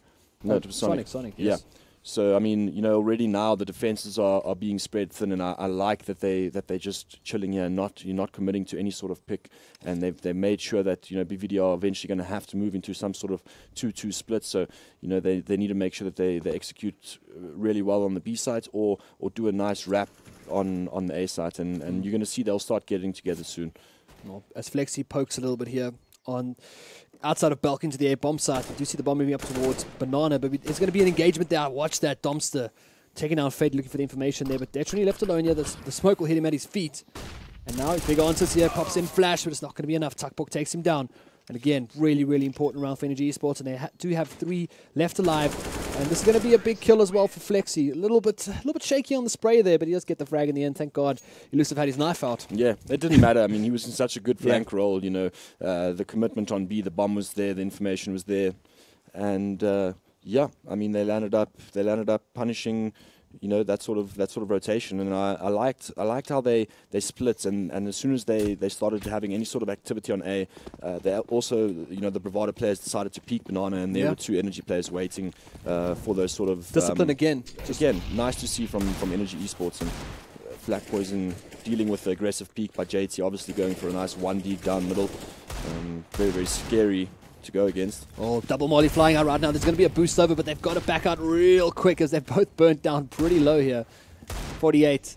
Well, actually, it's just Fady who's down really low. And this flashbang here, he spots the player there, looking for something. He's really, really low. I don't think they'll give away that frag. They double peek once again. Dumpster and Black Poison doing their best impression of Fady and Detrony on the speed bomb site. And it's working out pretty well so far as they do the Bravado guessing on this eco round of theirs, but they did upgrade to some deagles, so they did want to do as much damage as they can, but Energy just keeping it together, and they don't want to lose an eco to Bravado, because I think that would be quite detrimental.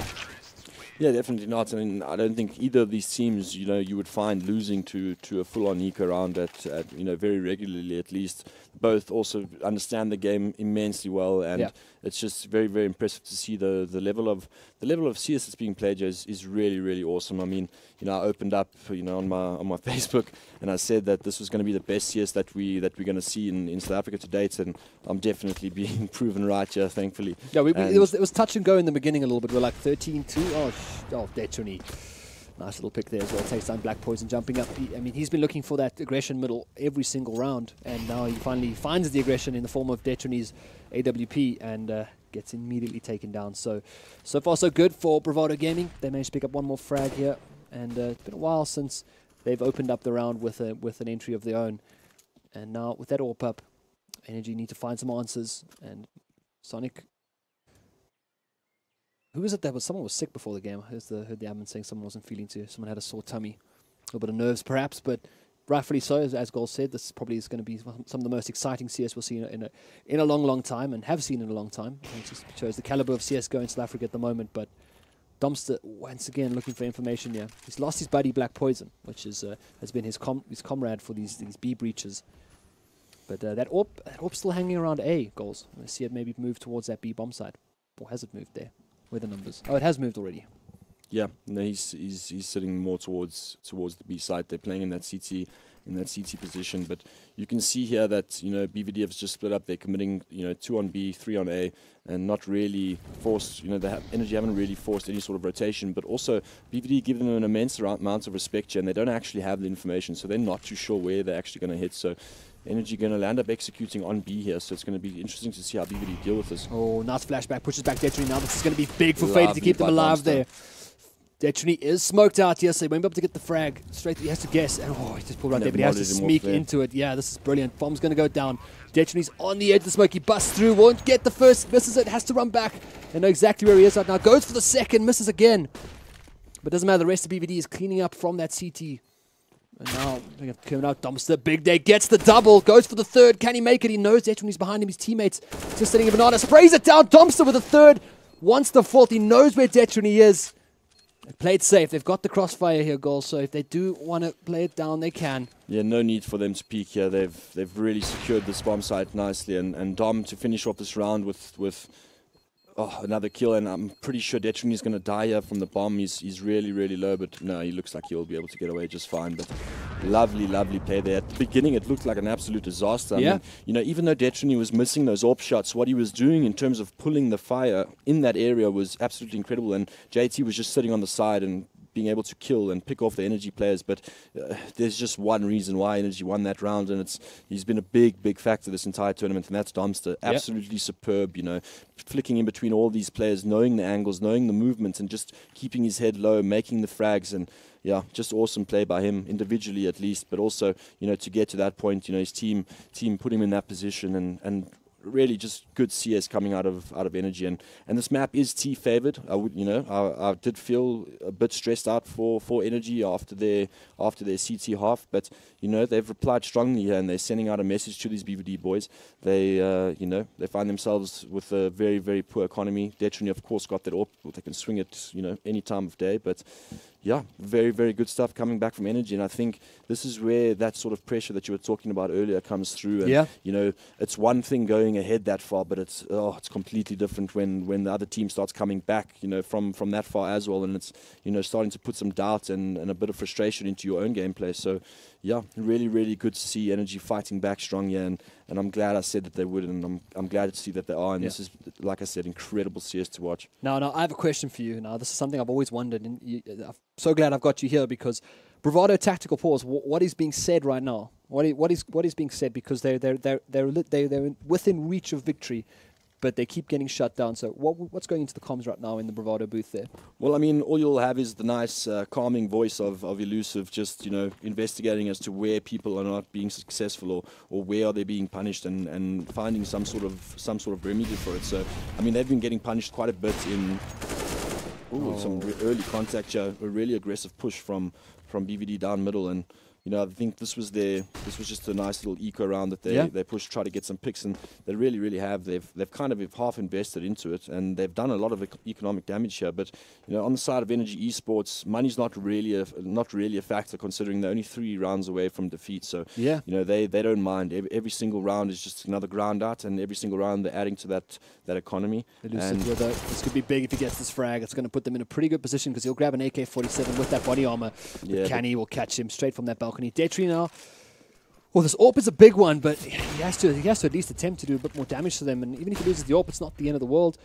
They will possibly be able to buy here on the next round, building up that last bonus, as Energy have locked them down at 13 rounds. But surely they can hear him running down here. They're going to turn on Banana. He's actually chasing them up Banana. This is good. And if he cuts off the 2 players, he'll guess the frags. I mean, this is going to be a massive, massive play from him. He doesn't have the kit. I don't think they're expecting him to be behind them. This is huge. Going to get the one. If he picks out the second one, he could possibly go for the defuse, but I don't know if he will. He changes out guns. Oh, wow, that was going to be a close one. Black Poison finally finishes him off, and Detrony giving us a little run for our money there. Yeah, definitely. I mean, he found a nice gap there in the play of Energy, and he almost capitalized. I think, you know, I suppose it's a bit difficult to play could have, should have, would have, but you know, I mean, he really almost got the better of Energy there, and yeah, double AWP setup coming out of BVD now. So this is the adjustment that they've obviously come to. That's what they spoke about during the. So I think I'd expect some sort of aggressive peak from one of these AWPs at the very least, or it just seems like they're just going into their standard hold here. But you know, AWPs being a real real serious threat to Energy at the moment, since they've elected to stick with the AK-47s, and why not? You know, it's been working very, very well for them so far. So yeah, why, like you say, why fix something that's not broken? Oh, we'll have to wait and see if that all pays off. Remember what happened last time? Detrony was pretty much cut off through smokes. But he's going to go for the peek here. Gets the first now. Are they going to chase him down? I don't think so. They do flash him back, though. But a great little aggressive peek there. Just like you said, Goals, to try to keep Energy on their toes. He does take down Black Poison. So now the information is that there's an AWP on B. We might see a little bit of movement there towards that. Are they going to show confidence once again towards the B bomb site? Know that they can deal with Detrony's AWP? Or are they going to perhaps move that bomb back? But right now it looks like the B play once again. Fady's there alongside Detrony.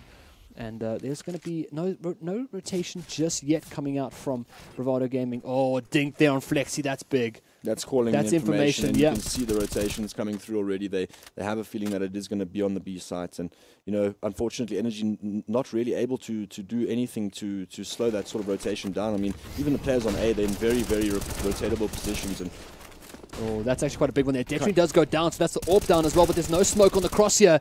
Carney commits. And now Tuckbook left alive here. He knows there's a player close by, and Tuckbook needs to clutch this to not keep them pretty much at a good catch-up status, but it's not going to be enough. That dink, though, was big. I mean, that gave them all the information, Goals, right now that they were setting up something there. And knowing that the smoke followed right after that, I feel like Bravado knew, all right, it's going to be a B, lads. I just don't understand how that, yeah, I mean, did they really take that long that smoke never actually deployed there? Or was, they were smoked off as well. They had the smoke off from Bravado, so that was a bit unfortunate.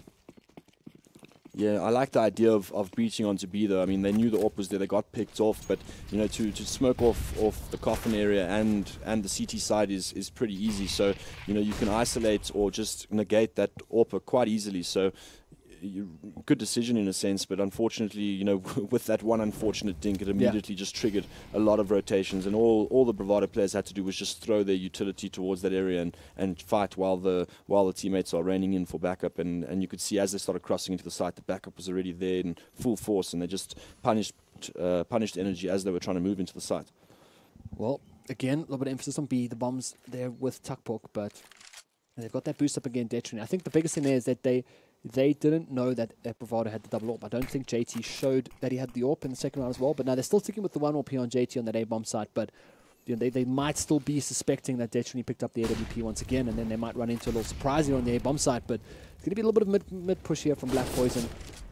They want to just try push it out. They really are, and you can see that they're setting up to fake here, and this is what this is going to come down to is how good Cannibalistic is at keeping these players, you know, in these positions, and also picking off any sort of rotation. But it looks like they've decided not to go towards the B site, and Dom is looking to move back.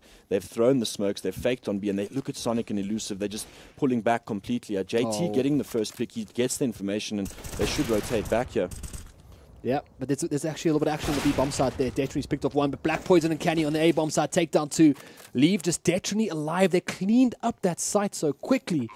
We unfortunately didn't see it, but nonetheless, nice little clean up there from Energy eSports on the A-bomb site and getting rid of that AWP. Like I said, it was a bit of surprise there on N2. Lovely, lovely round there by Energy. They really the concepts of push and pull in terms of rotations, they had it down perfectly. They released the information that they were coming up middle, and even though they got, you know, JT picked the first guy off, he was instantly traded, and they started committing to the site, and that left one player on A, and you know, while this was all going down, there was a bit of battling going on in Banana, and another, you know, unsung hero of the Energy side on that round was Tuckbook. I mean, you know, he threw the smoke with Domster to execute on B, and they've been doing that a lot, so Bravado felt like that was going to be the commit, and he managed to pick off, I believe it was Fady as he started rotating, and that really weakened the rotation to the A bomb sites. And even though he, you know, elephanted through into CT spawn and he caused Detrony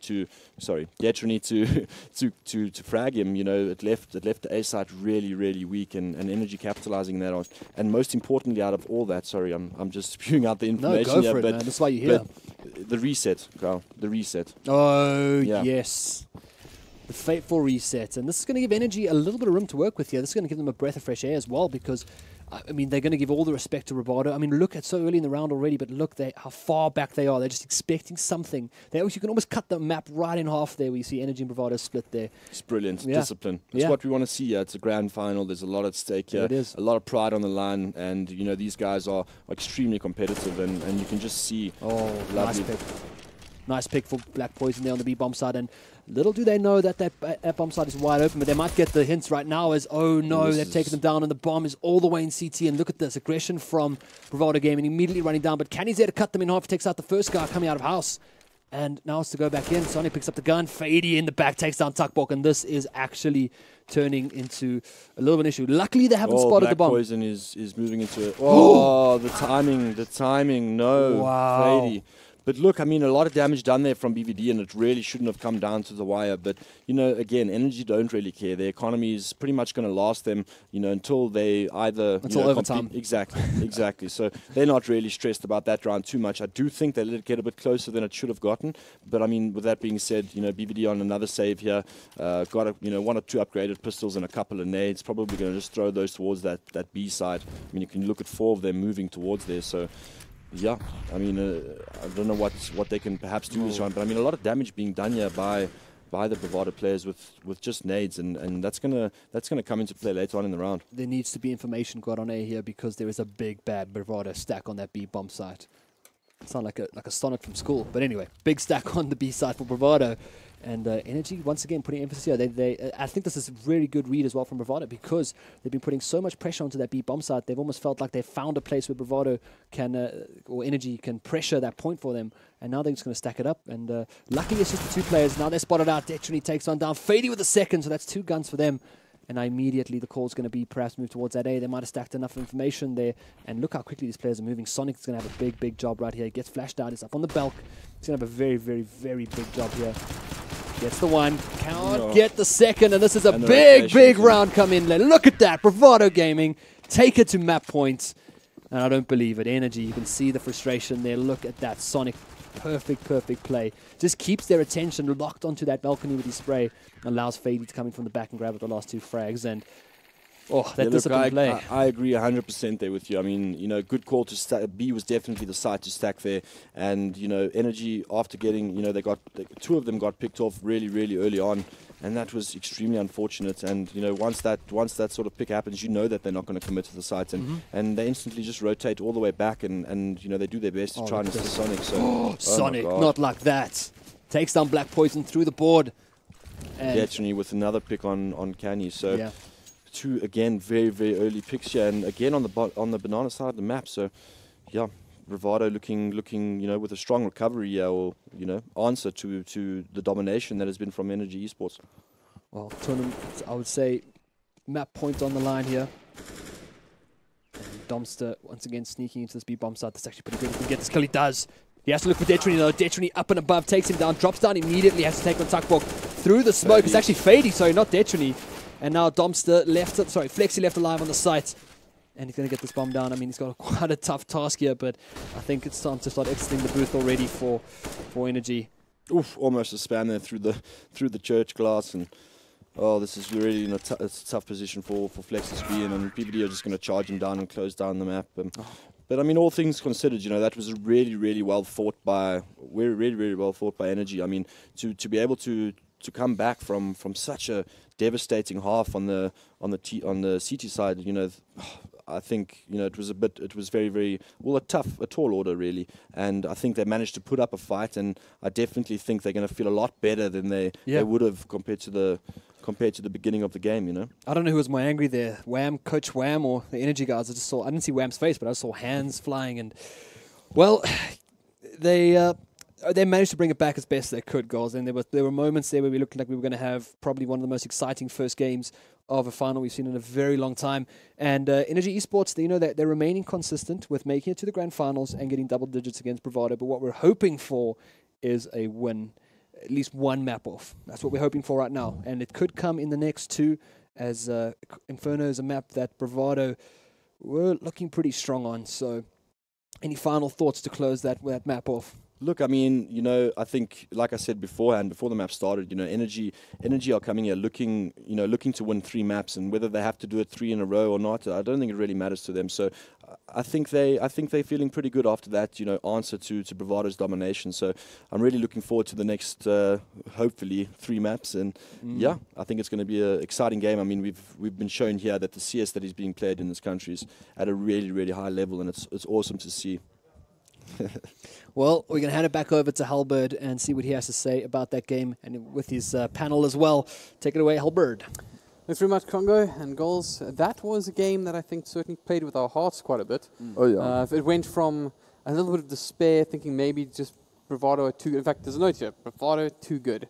And then we started feeling perhaps that we were going to see some fantastic comeback, which would have been amazing. Well, we saw And the of course- starts of an incredible comeback. I mean, Energy taking the pistol and then winning the next 7 rounds in a row. You know, that at a time in that second half, it was 7-2 towards Energy. They really did have the makings of a good comeback. Yeah, definitely. There was a point in the game where it felt like Energy, as they were playing, they just kept getting better at what they were doing. And we saw the power of the T side in that map. The reason why Bravado was able to get the lead that they got was because they started on the T side. They absolutely dominated the entire time. Energy wasn't able to stop them whatsoever. But when the roles were reversed, it seemed like Bravado had those same difficulties. But Energy, they kept it together. They kept just gaining momentum. You could see them getting more animated, getting better at their aiming. Because there were a couple of times in the early game where they would go into like 3v1 duels, and Bravado would come out on top. That stopped happening after a point where Energy would go into 2v3s and they would be the one that come out on top. What was exciting for me to watch is Energy's executes on to B sides. I'm coming from Banana. I mean, they threw a smoke for Church and for CT, then stopped and waited and was like, okay. And I think it was because BVD smoked off the entrance to B side. But nevertheless, they stopped. BVD started rotating players back because they started back towards A because they started getting unsure. And then Energy executed again with the same two smokes, mollies on 2 sides, and they actually got in fairly easily. Yeah. I mean, that's just something that like the brain it takes to, you know, work around that. And it seemed like they were getting into BVD's head at one stage. And then BVD won an eco round, which was probably the biggest eco round, you know, for them because they ended up winning the game off the back of it. Yeah. They took a tac pause. They took a tactical pause, lost, bought into double orbs, and then won 1 or 2 rounds. And off the back of that, BVD just seemed to run away with it. Speaking of orbs, there's one interesting thing I want to say about the orbs. Every time we've seen the double orb in this game, anybody who was using it on Banana, if they didn't get an immediate kill, right, they actually lost the round, giving away information after utilities, or you don't get a kill, you lose the round on B side. So I think that's really interesting about Banana, but I don't know if that's actually a thing or just kind of a fluke in this game. Well, I mean, BVD actually won the round off the back of the double orb. The double orb, why they didn't win, yeah. So, I mean, an open Banana aggressively, if you're getting flashed in, yes, you can get a pick, but if the other team's good, I mean, you saw 90% of the rounds people molly that we've seen this weekend, not in fact just this game. You'll get a T-side molly into that car area behind the wood stack or behind the wood so that it prevents that from happening. The most you can do then is maybe boost over the wall, maybe get an aggressive peek there. But as soon as you either get the information or miss the peek or even get the pick, then you have to fall back. Because if you don't, you get the pick and then the rest of the team is just going to push you and you're going to die and you're going to lose a man already. So, yeah. Well, what this does leave us with, of course, is a pretty challenging and daunting scenario for Energy Esports and the fans.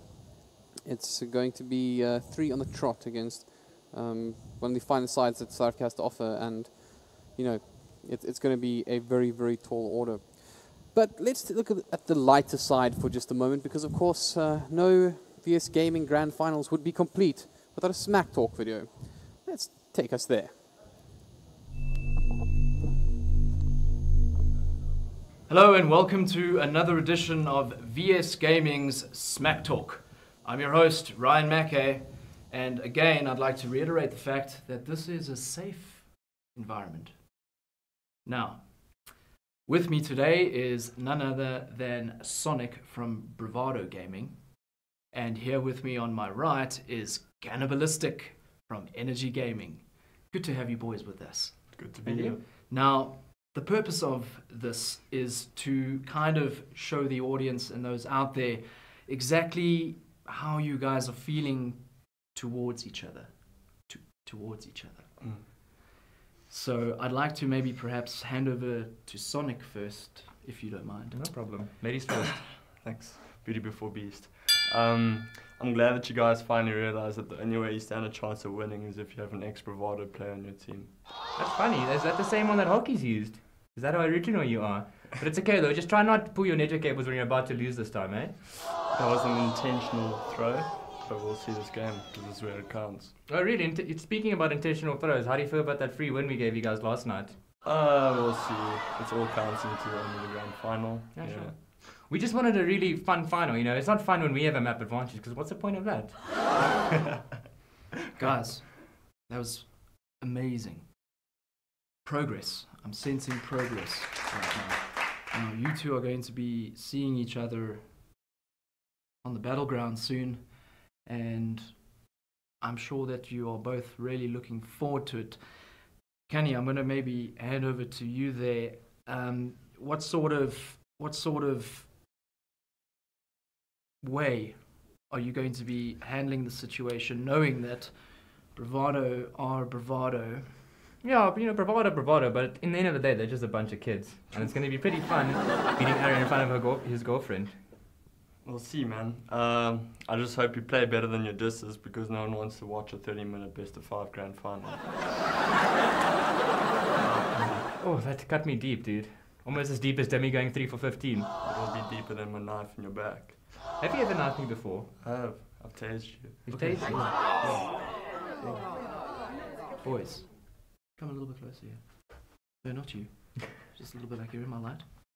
Now, guys, you are the titans of this tournament. Well, I am.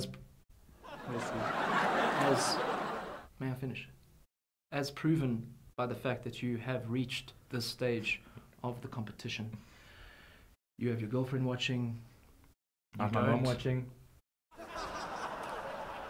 Well, I'd like to end off by perhaps helping you guys now with bringing in maybe a hug as bros. Again, this is a safe environment, and I think if there is any time to hug it out, now I think would be that time. So,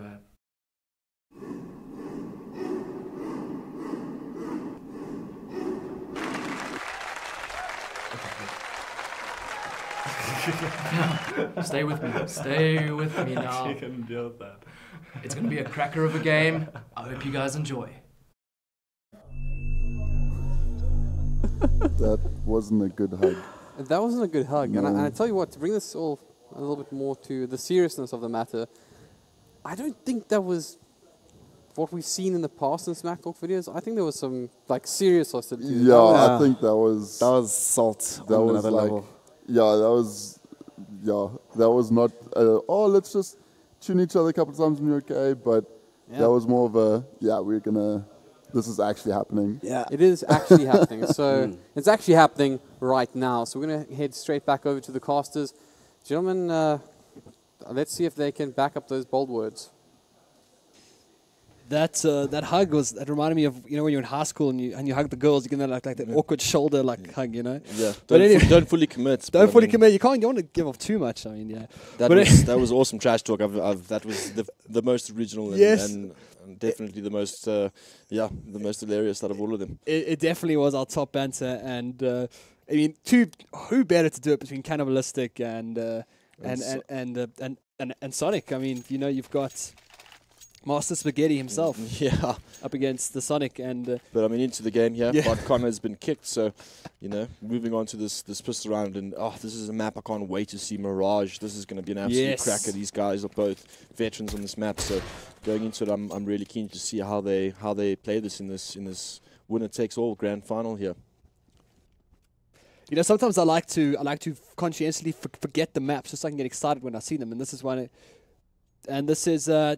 This is one of those maps where, you know, it's an exciting play. I mean, there's so many ways for both these teams to play these two maps, and also this map on both these sides. Sorry, jumping into this quickly. I mean, look at the retake on B that BBD are playing. I mean, really aggressive in short and window, and you know, Energy slowly moving towards that B bomb site, and this, you know, Tuckpork here in the middle area is making so much trouble for them, and they're selling this fake completely here. I mean, they think it's an A breach, and look at them. 3 of them are in B, already in kitchen, and this is just brilliant by Energy Esports. Yeah.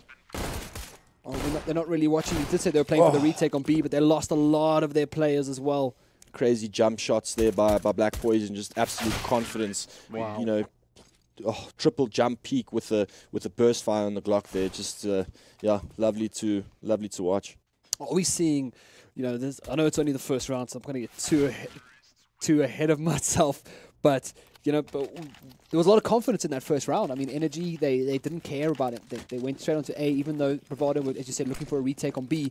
They were playing towards the retake on B, and that was, they just shut them down completely. And this was even though I said it's the first round, I like to look at it and be like, all right, we're seeing some gut from Energy Esports.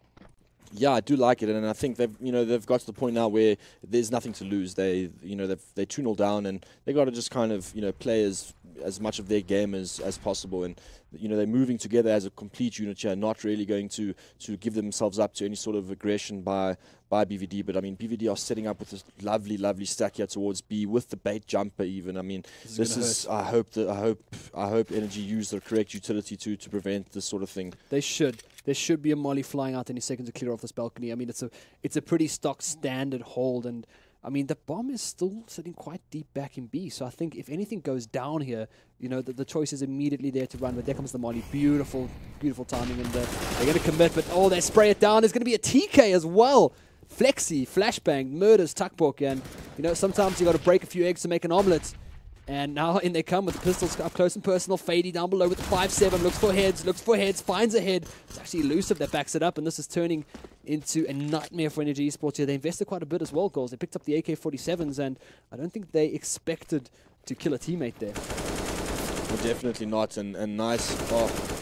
Domster's the last hope here for BVD. I mean for Energy, and lovely sack and read there by Bravado. Very unfortunate for Energy Esports. What I would have liked to have seen is one of those UMPs just kind of running randomly around the A sort of area, peeking, getting some sort of information before they committed there. But the problem was as they stepped that corner and they prevented the push by JT. JT is known for his aggression on the B apps, and once he gets picked off, they kind of think, well, B's a bit weak, let's move in, and BVD waiting there with intense crossfires, and they didn't even explore as to how many people were there. But had they further committed, it would have been even worse. So BVD take back that force buy and really impressive stuff. Or Cannibalistic looking for something here in the middle with this Desert Eagle. Not going to find anyone just yet. Leaving the middle wide open right now. Bravado sticking to their sights. Also, giving a little respect to Energy Esports as they know how powerful they can be on these pistols, especially Tuckbook with the Tech 9. The Tuck 9 in his hands. They've got a little bit of a boost up here. They're going to spot out Detrony. They'll take him down immediately. Flexi's the one making right for those wrongs. And now the boost up into window. And this is something that's pretty great. They're going to give themselves a lot of information, a lot of control, but Domster does actually jump up and get that gun.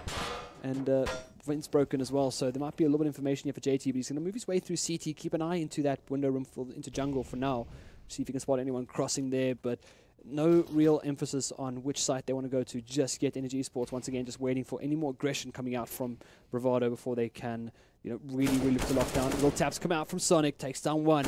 Cannibalistic down, very low HP, the rest of Energy Esports right now. Another little pick there from Sonic, whack-a-mole right now, backed up from underneath Belkin. That's always for me being the elusive spot underneath Belk. Yeah, definitely. But I mean, just the way that they went about it was superb. I mean, even that boost on triple was something that I haven't even seen before. So, really easy to be able to fall back. And once the energy players are really low, and Sonic just with some incredible individual play. And as he's starting to feel a bit of pressure where he perhaps can't deal, Elusive's waiting there to support him and peeks out of an angle where the player at T-Ramp's not really expecting it. So, but I mean, moving into this round, Energy on a save here, full hard eco. So, they're all just sticking together. They're most likely going to try do something on the B side here while the Bomber and Black Poison. Oh, that nade is good, but it's just going to miss them by an inch. But Detrony does answer immediately, spots them out, sprays them down. Nice little pick up there. Just clean up crew right now for Bravado Gaming, and as Energy comes into the round with nothing much, if they were looking for a plant, they could have brought up a couple of smokes. Yeah, I mean, look, they walked into that B bomb sites, and if there's one thing that Bravado are going to have is really solid, not necessarily crossfires, but just complementary angles. And as soon as one player spots another, that's when the alternative player can peek, and just lovely. And obviously the aim's on point, so they just execute the eco round as they should. So nothing really that special, but a very aggressive apps peek here from Detrony. I like that a lot. He goes for the little decoy smoke and just hangs right on the edge there. playing it smart, playing around it. Now, so the Molly as well is going to shut down this lowest push. Bravado making sure right now that all the angles are accounted for. And although Detrony, very ballsy with this hold right here, there's not going to meet any resistance just yet. As Energy are just rotating around that middle area, going back towards that bomb. And they haven't really hit a set on A just yet. This is the first gun versus gun round, so this is the touchy-feely phase where they try to look around and see what are the angles that could take a boot to the neck, add some pressure. Yeah, Energy, taking this middle control, and you're going to see a lot of that this game on both sides. So, they're getting Domster up into connect, and BVD will definitely expect something like this. And you can see Detrony playing very, very far back. Sonic holding any sort of window boost, and for the guy Ventrum after they've taken middle control, and really solid from both teams at the moment. Tiny little tag there on JT. Funny enough, his head was jumping, so just managed to take 11 damage for that. So some good game physics right there. Yeah, no real rotation forced out of the BVD side here, but Kani does seem to pick off. He picks off Sonic in that window room from Vents, and this is definitely going to weaken up the sights. But Bravado not really sure where Energy plan to go just yet. But Flexi caught in a really, really tough spot there, and eventually Detrony with a double killing connector. That's devastating for Energy Esports, and they're going to have to commit to this B site, and JT is waiting for them. It's by the truck. Big order here for him. Gets the player jumping down. Beautiful play there from JT. 10 seconds left on the clock. He's going to go for a safe plant to see if he gets a little bit extra cash on the board. Bomb does go down as well. He needs to isolate JT at the truck, and he manages to do so, but the rotation already in full force, so that's probably why he took that challenge. But, Black Poison still managing to get a bomb plot in a very, very bad situation, and it felt like it all just went to pieces very, very quickly there for Energy Esports. And, after getting the first pick, it just felt like they didn't have any sort of full commit, and landed up getting, picked once those smokes dissipated in connector. They just landed up getting an insane shot on behalf of Tetrony, and, manages to quickly just get the advantage into their favor, and it just fell apart from Energy Esports from there. I feel like there could have been a little more action. I didn't see where Cannibalistic died. Did he die on Catwalk or did he die in jungle? I couldn't see that because I felt like when Flexi committed to that B apps push through the fire and flames, I thought Cannibalistic might have peeked out on Catwalk to try to see if he can get a pick in the B, because Fady kind of just jumped effortlessly back into the site and didn't get tagged by anyone. But anyway, look at this aggression from Fady up in mid, up through that, trying to keep Energy on their toes. And he's able to fall back right now because once again Energy are putting emphasis on B, but they have got 2 players ready. Is that going to be a cheeky fake into the A bomb site goals? Yeah, look, I mean, they seem to be selling it quite nicely. I mean, look at the rotations. I mean, Elusive's hearing them on the A bomb side here, but Sonic swiftly dealing with the issue. But what's most important is what's going to be happening on the B side. Will JT be able to stop this sort of push? And I imagine he's going to just spray. There we go, and he knows he gets the information instantly. All the BVD players rotate, and that Molly though. Molly goes south, unfortunately, but Sonic doesn't matter. He backs it up immediately. JT's still alone on the side. Going to get a good spray here and backed up from Kitchen. Bravado take that round, make it 5-1. And one thing that we noticed about that previous game goals is I think is had Energy Esports got a few more rounds on their CT side, I think they would have made that game a lot more interesting. And right now, we're still at early stages here, but do you think Energy putting a couple more numbers on the board would see for a much more interesting game?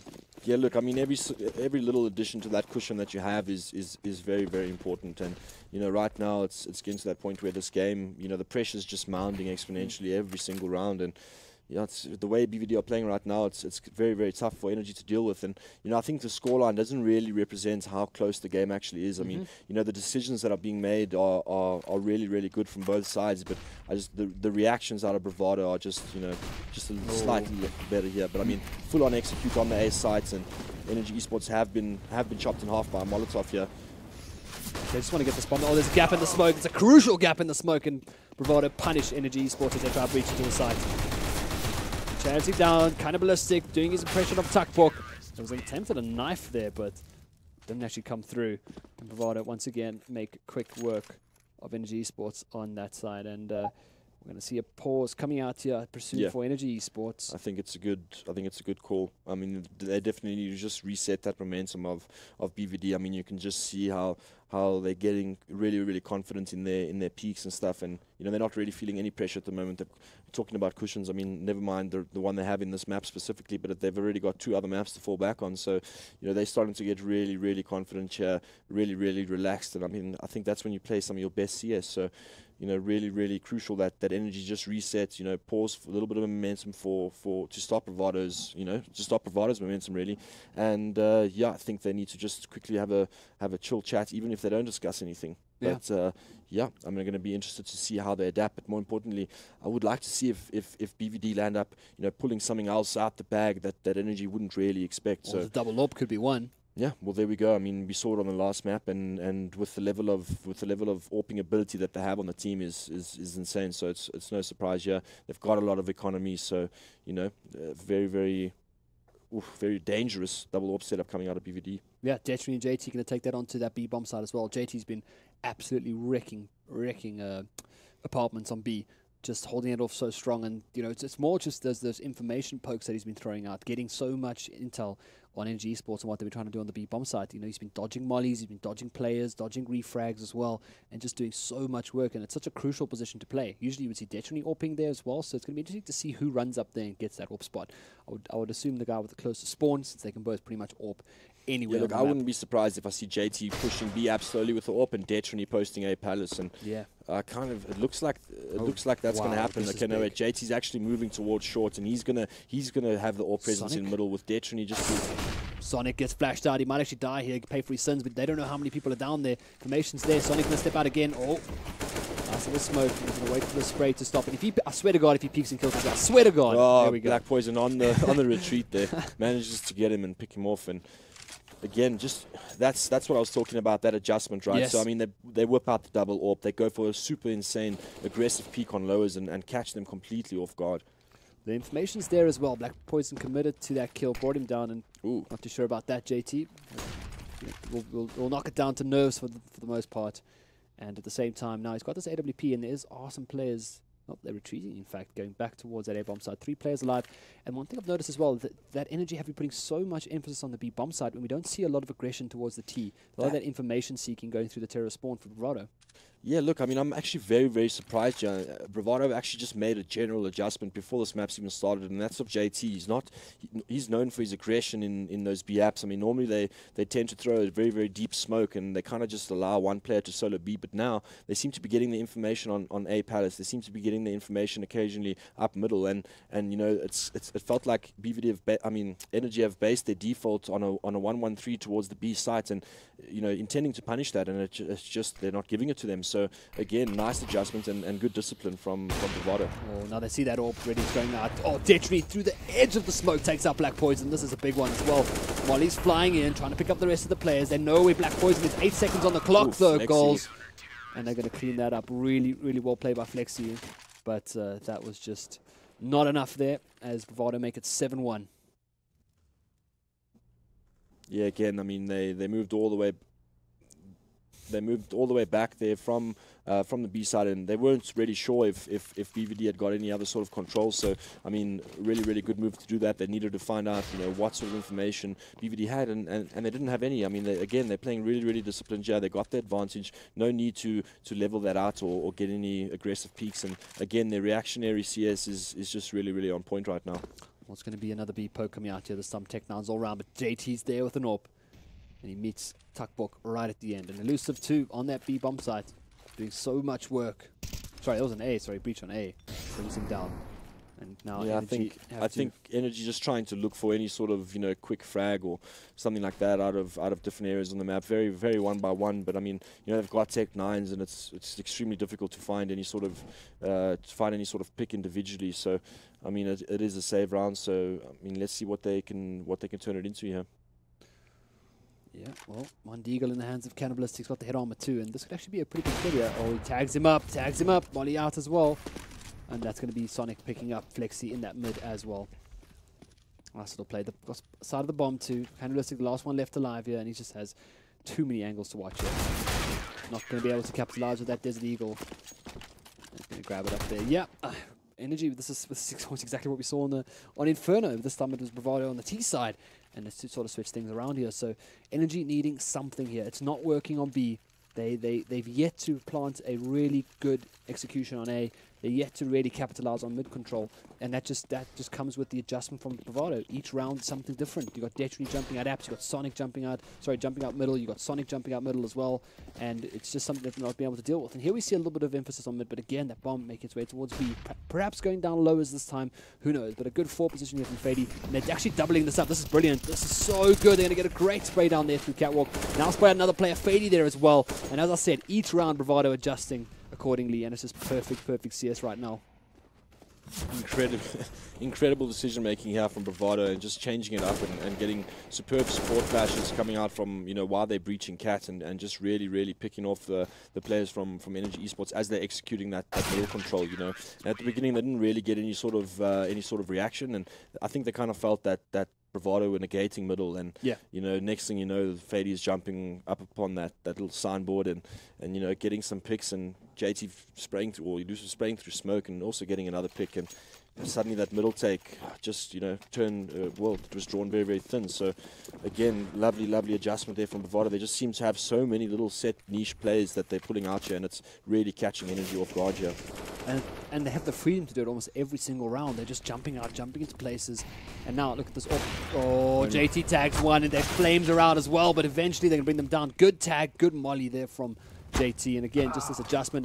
And Black Poison stands in the fire and dies, and this is some signs of some tilt. This is some slow signs of tilt here. Well, I mean, yeah, I think they kind of anticipated another piece of aggression coming out of Bravado, and you know, when in doubt, rush B. So you know, they gave it a bash. They were so close to actually picking off JT there, but unfortunately managed to get the AWP shot off and actually get a tag, you know, on top of the frag that he got. And you know, after that, the breach is cut in half, and it's just very difficult to recover from that point. Nice little jump up here for Sonic onto the box. Now we're going to see what looks like an A breach, and Energy are really starting up this buy whatever you can around. And oh, JT so close there, misses the one. Spots the second player. I know he's there at least, but these smokes are coming down very slowly. And I still see a lot of gaps there, so you're not being able to fully commit. But there's one player out onto Tetris. He gets brought down immediately. Good flashbangs out. Sonic can duck it out, but Bravado are just there in numbers and pulling them apart. And Cannibalistic does manage to salvage one frag there. Good flash out, but he gets counter flashed immediately. And this play right here, but look at them, 2 players really looking. They're kind of expecting this. They know what's coming. And Black Poison goes almost catching up the second, leaves Detry on 9 HP. And again, goals just like the previous game. We see Bravado just miles ahead right now. Yeah, look, absolute clinical play by them, and it's even very difficult at this point to poke any sort of hole in their setups at the moment. They just, like I said, their rotations and their reactions are just so on point, and they're reading the game really well right now, and they have so much momentum, so much carelessness. I mean, they're not worried about a thing right now, and it's really coming through in this Mirage.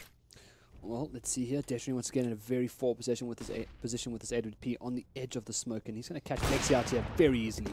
Doesn't miss those, Detry. Lovely little fraud smoke he's got going there. Makes the guy believe that they've smoked off the Palace, and you know, they haven't really been Palace the entire game. So for him, it's, you know, Detry been doing that a majority of the game, but the first time it's actually paid off. But you know, paid off nonetheless. And again, Bravado with the first pick, Bravado with the advantage. Canny is able to pick off in middle here with the mid control. So at least it's balanced out in that regard. But Canny also very low. Yeah.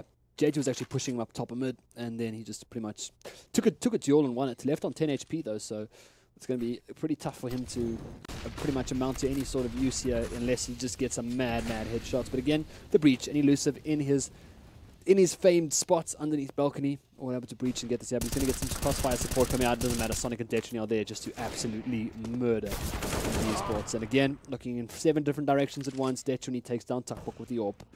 Cannibalistic, last man left alive, and this is a bloodhound Bravado Gaming right now. A team that smells blood, smells victory, and is just charging towards it. And it's really, I mean, there's not much you can do. It's getting to that point where, you know, if Energy are able to pull back a good comeback like they did last game, it should have started about 5 rounds ago.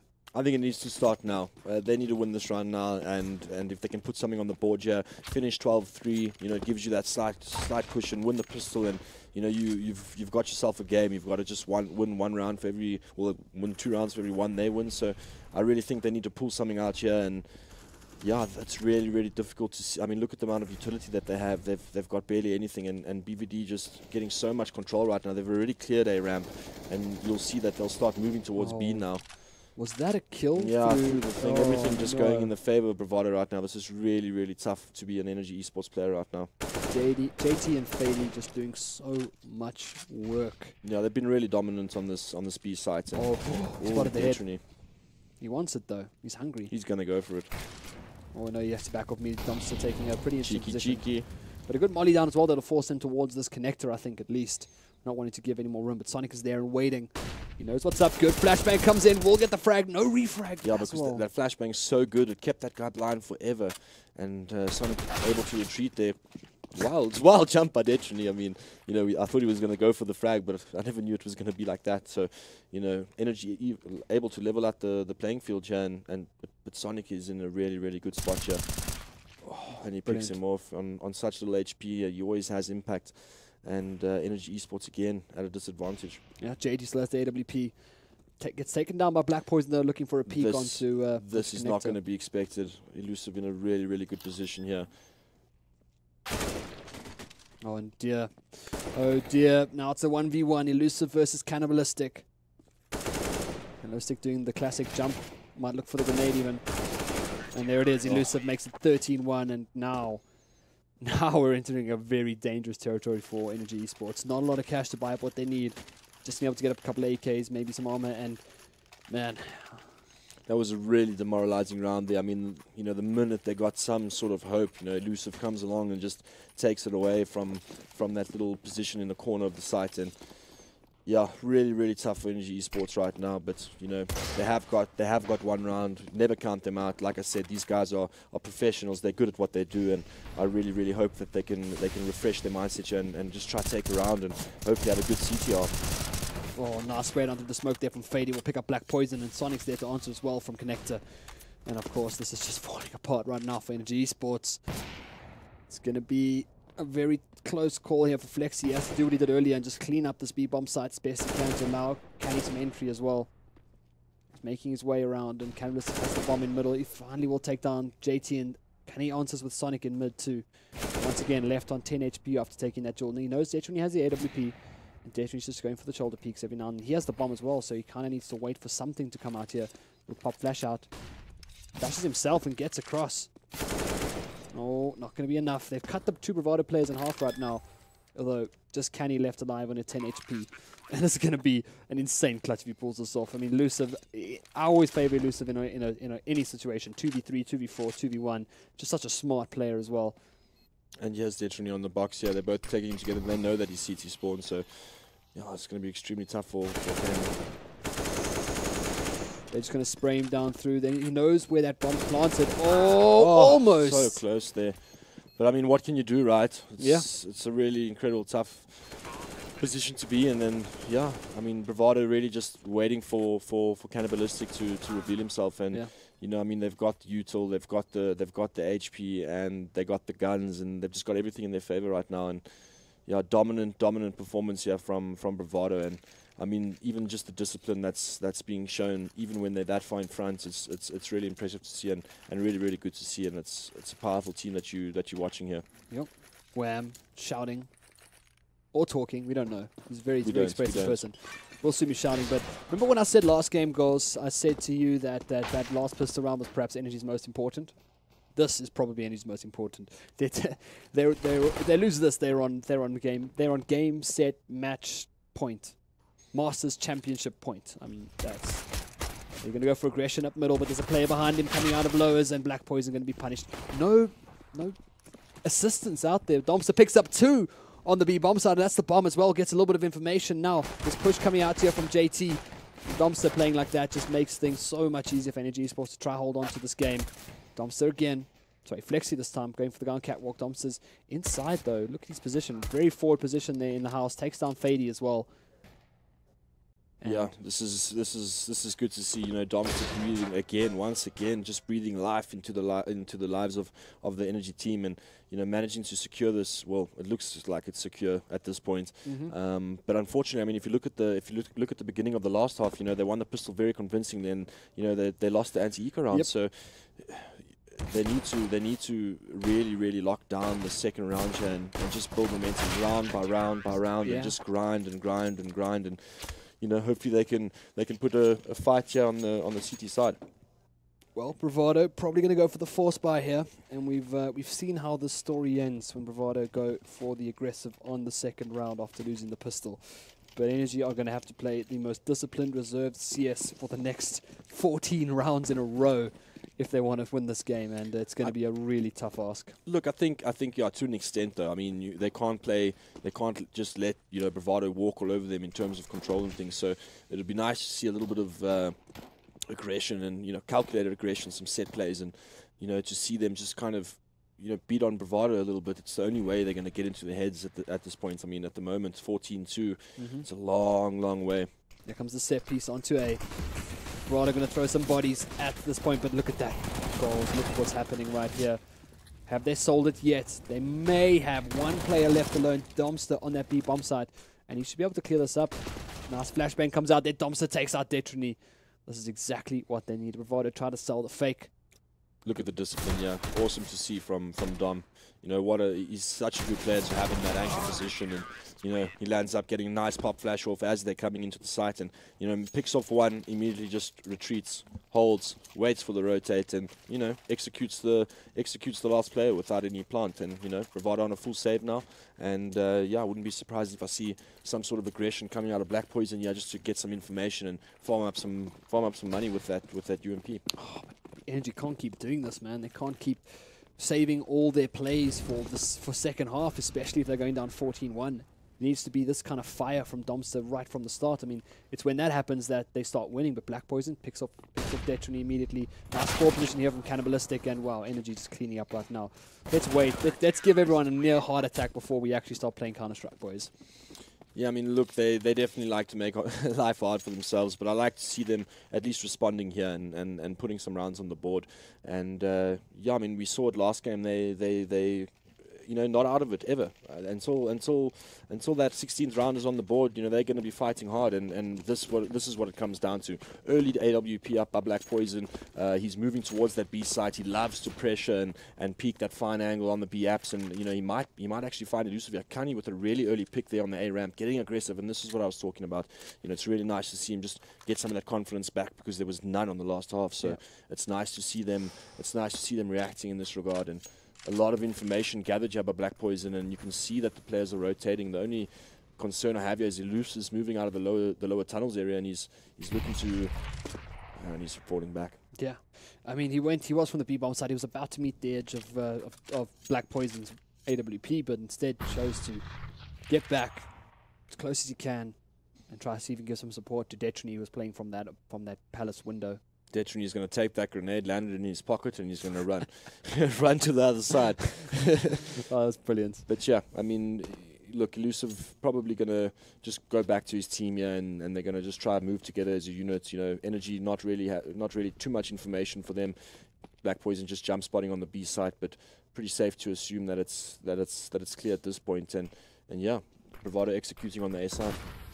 Well, in they come once again. Carney in a very good spot. We saw Elusive here earlier, and he managed to shut down quite a bit. Be nice bit of justice here if you can catch them from this corner, and he does. Awesome stuff from Energy Esports. They're fighting back hard, and a lot of these rounds. And I think, I mean, if I just have a quick glimpse at the scoreboard, I mean, in this entire half, only 2 frags from the Bravado players. So really dominant stuff here at the beginning of the CT half. But again, very tall order here to make this sort of comeback. So back to a full eco from Bravado. Yeah. And yeah. Energy cannot afford a single mistake. Not a misstep, not a TK, nothing.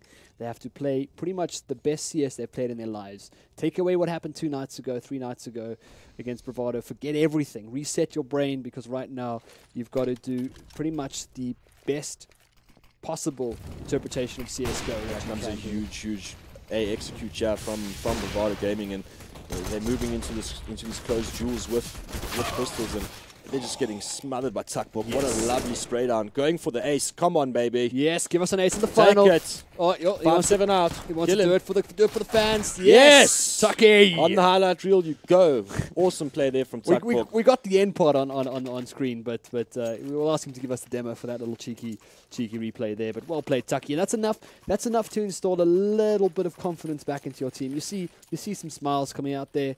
Tucky still got his towel next to him, the sweaty palms. Yeah, look, really, really good stuff there. But I mean, again, the unsung MVPs or those rotations. I mean, the CT's powering in a lot of util there. Their economy's very, very flush, and just mollies and flashes and nades, and it just allows him to get a lovely, lovely ace there on that round. Oh, Black Poison wanted that. He wanted that AWP kill, but missing out just by a split second there. Cannibalistic with the double op setup too. He's keeping that one spread all the way towards A, if I'm not mistaken. Yeah, playing from middle towards Palace, keeping an eye on that. Detrony did murder someone from there 2-3 rounds ago, so he needs to keep an eye on that. And again, it's just this A breach once again that Bravado have attempted a few times.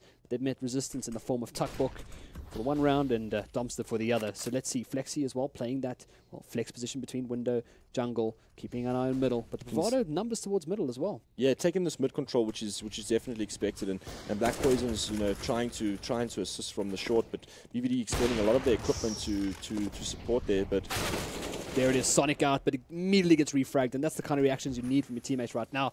Cannibalistic can't be too happy about that. You see the shake of the head.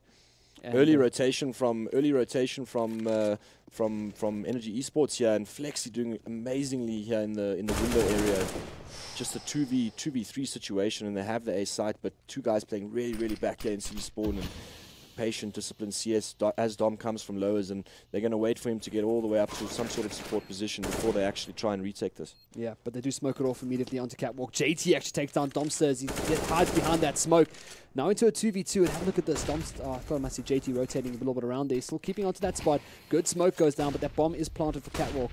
And Black Poison now peeks out with the AWP. Fady takes down another one. That's going to be Black Poison down.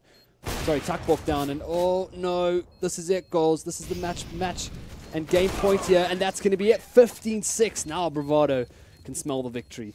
Lovely little flashbang there that Fady threw on the defense, but as soon as Dom gets picked off there, suddenly that two-prong attack becomes a one-prong attack, and they know exactly where both those CT players are, and it becomes incredibly difficult for them to retake. It's very, very unfortunate for Cannibalistic's going to lose the thumb there any second. The Raid, he's biting his fingers. Whoa.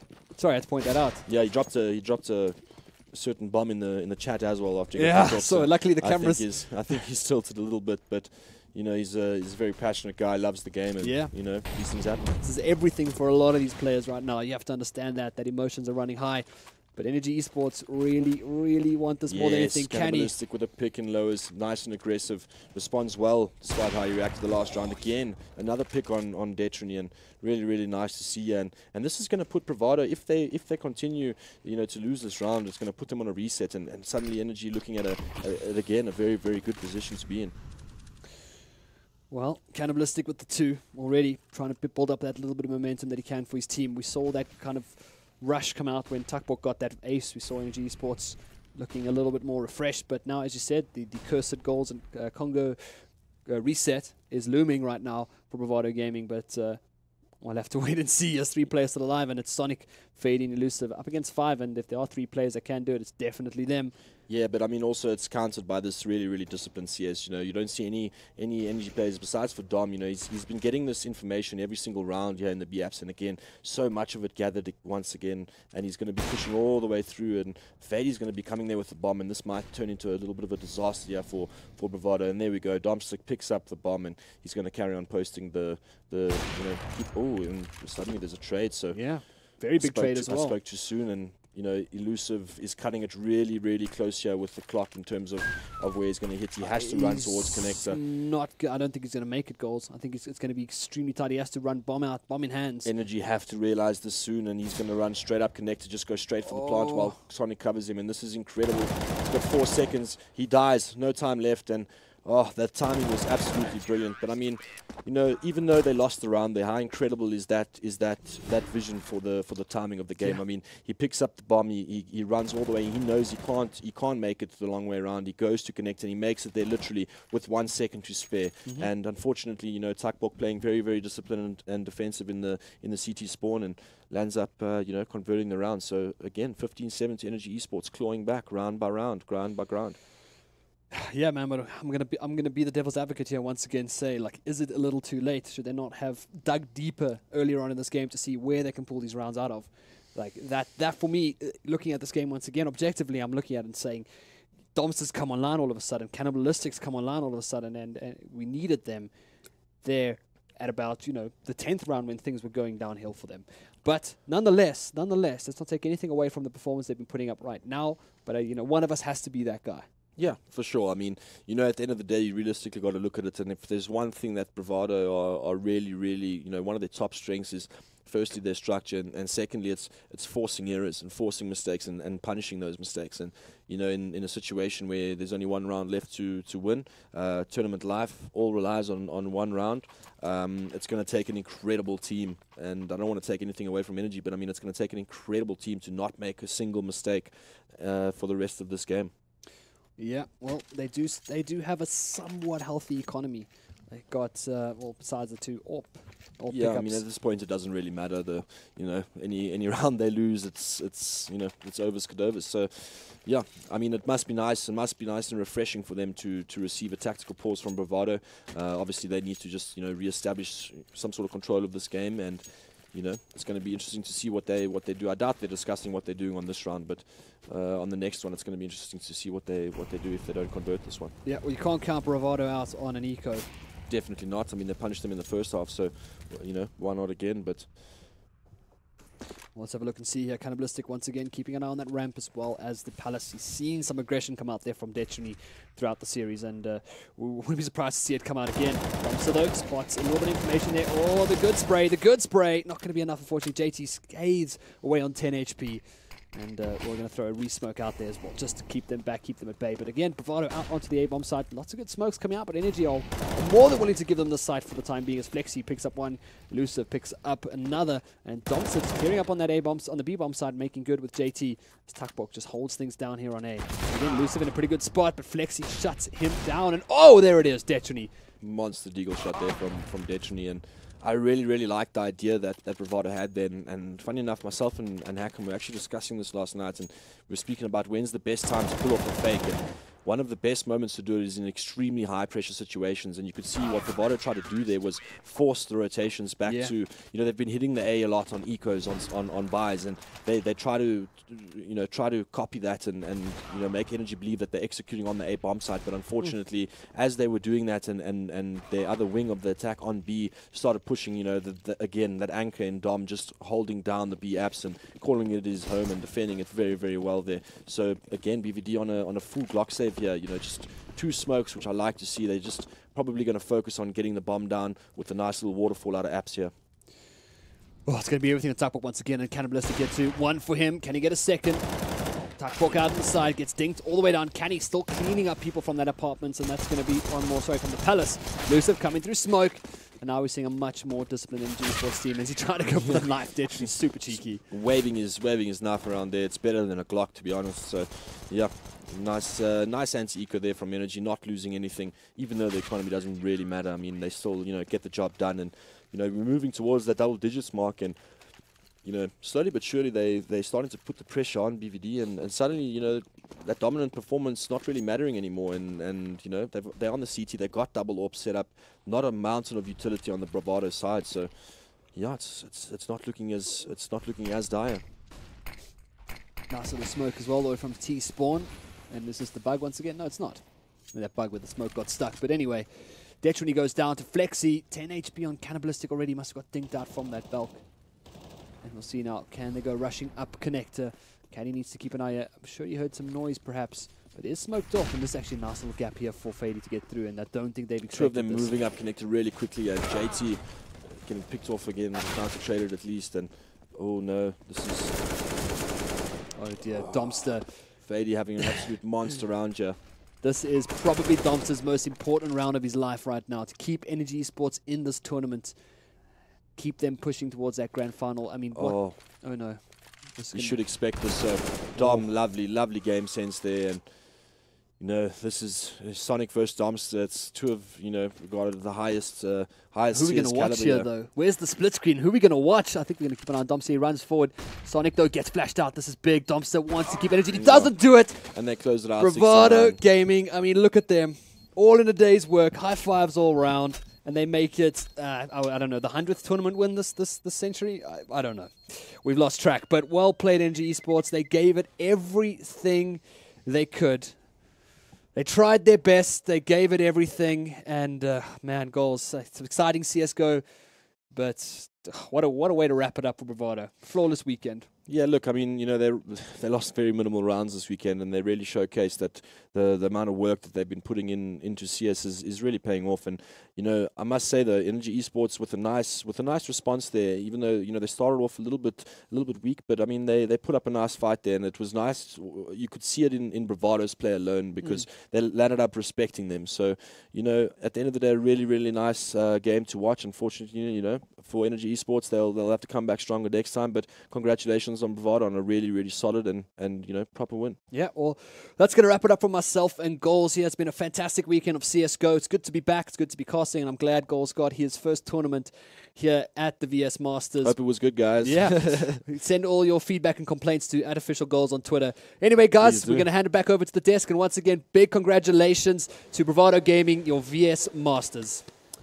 Yeah, it must be said, Bravado Gaming have once again shown exactly what we've come to expect of them, and that's nothing short of absolute brilliance. And Yeah. although Energy definitely gave it a go, and coming from behind in both maps, it just wasn't enough in the end. Yeah, I mean, as Gold said, a flawless weekend. I know they didn't lose a single map Nope, this not whole a. weekend. And I think a total of less than, 20 rounds? No, it must be at less than 25 at least. They lost in total, including the grand finals. I think they lost 29 rounds. However, 19 of those came from here. So 19 in the final. 19 of those rounds were in the final. Like, I mean, that's just amazing. Yeah. Considering we had other teams going to 29 rounds just in overtime. Yes, considering that. But Bravado being Bravado, like I think they've showed the medal of what a champion is supposed to be throughout that game, even when Energy was making their comeback, because that's what it was. And the games were a lot closer. I mean, Goals mentioned it at some point in the early game that it was a lot closer than the scoreline would have anticipated. Showed you. If you just looked at the scoreline, you'd think Bravado was stomping. But it was really close games. But Bravado never lost their composure, never lost their medal, stayed ahead mentally, physically. They have the BMT, they have the championship mentality, and they came out on top as I hope they expected. But clearly they presented themselves as champions, and they proved it. We'll have some good news on that note as well. So we're going to take a little while here just to give our thoughts on it. But don't go anywhere, because there are two very important things that are still to come in a couple of minutes or so. And that is, of course, the fact that we'll be giving away something nice. So there's, of course, those shadow daggers of the Damascus steel variety. Yeah, I want them. Please tell me it's me. It is you. Yeah. We'll obviously be giving those away, so stick around for that. And in a little while, we'll also be getting an opportunity to see the reactions from the teams as well. So just hang 10 for that one. Gentlemen, in the meanwhile, I think, is there any particular player that stood out for you in this particular series? I think. In fact, I lie. Don't say anything, because we're going straight to that interview now. Welcome back, and here we have Energy Esports, our second place winners, inside of the booth that they just competed in. Guys, hard luck, but you did finish second. An amazing play that you all did. How are you guys feeling right now? All right. So guys, some tough contested matches and rounds there. Maybe just a little bit of insight. What could you have done better to have converted that maybe into a win? Stop throwing. I'd say we are basically also kind of a new team. I've recently joined. We recently cleared all our strats from the beginning. So I'd say a month and a half, we can't expect to be winning immediately. It's going to take a couple of months for us to adjust and get used to defaults and work on a lot of strats. And then from there, after a few months, we'll see how it goes. Well, a lot of talent you guys have amongst yourselves. What sort of practice regime are you going to be going to for your next tournament? In my mind, we did nothing. We're not going to change anything. We came out here to win. It didn't work out. A couple of maps, a couple of things went the wrong way. Basics didn't work out, and that was what it is. There's nothing need to change. You just got to keep going. No, we're still going to be practicing daily. So yeah, there's nothing that changes. As we have been. Well, there you have it. Energy Esports, guys, our second place winners here at the VS Gaming Championships. Any last words for your fans out there? I'm sure there are quite a few. Shout out to our sponsors, LG, Gigabyte, Steel Series, MWeb, and the Nexus for providing us a sick bootcamp facility, and Aorus, which is kind of Gigabyte. And yeah, shout out to our fans, if there are any. Sorry. And shout out to Cass for always being there for us. Don't do drugs. Don't do drugs. Don't do drugs. You heard it from them, guys. Again, well done. Thank you very much. You guys put on an amazing show. Let's take it back. We'll be right back. Well, good to see them in good spirits. Yeah.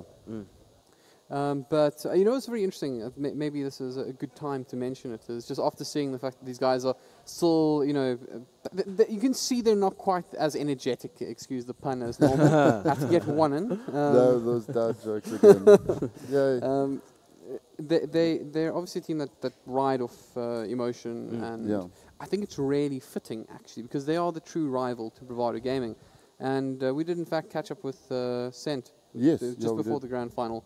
And we asked him his thoughts about his team and how they might be going into this final after picking up that first win or the grand final win. And he said something quite interesting. He spoke about the fact that his team was really composed. They wanted to make sure that they were never in a position where they were too happy or too sad. It was about the professionalism that comes along with controlling your emotions through matches.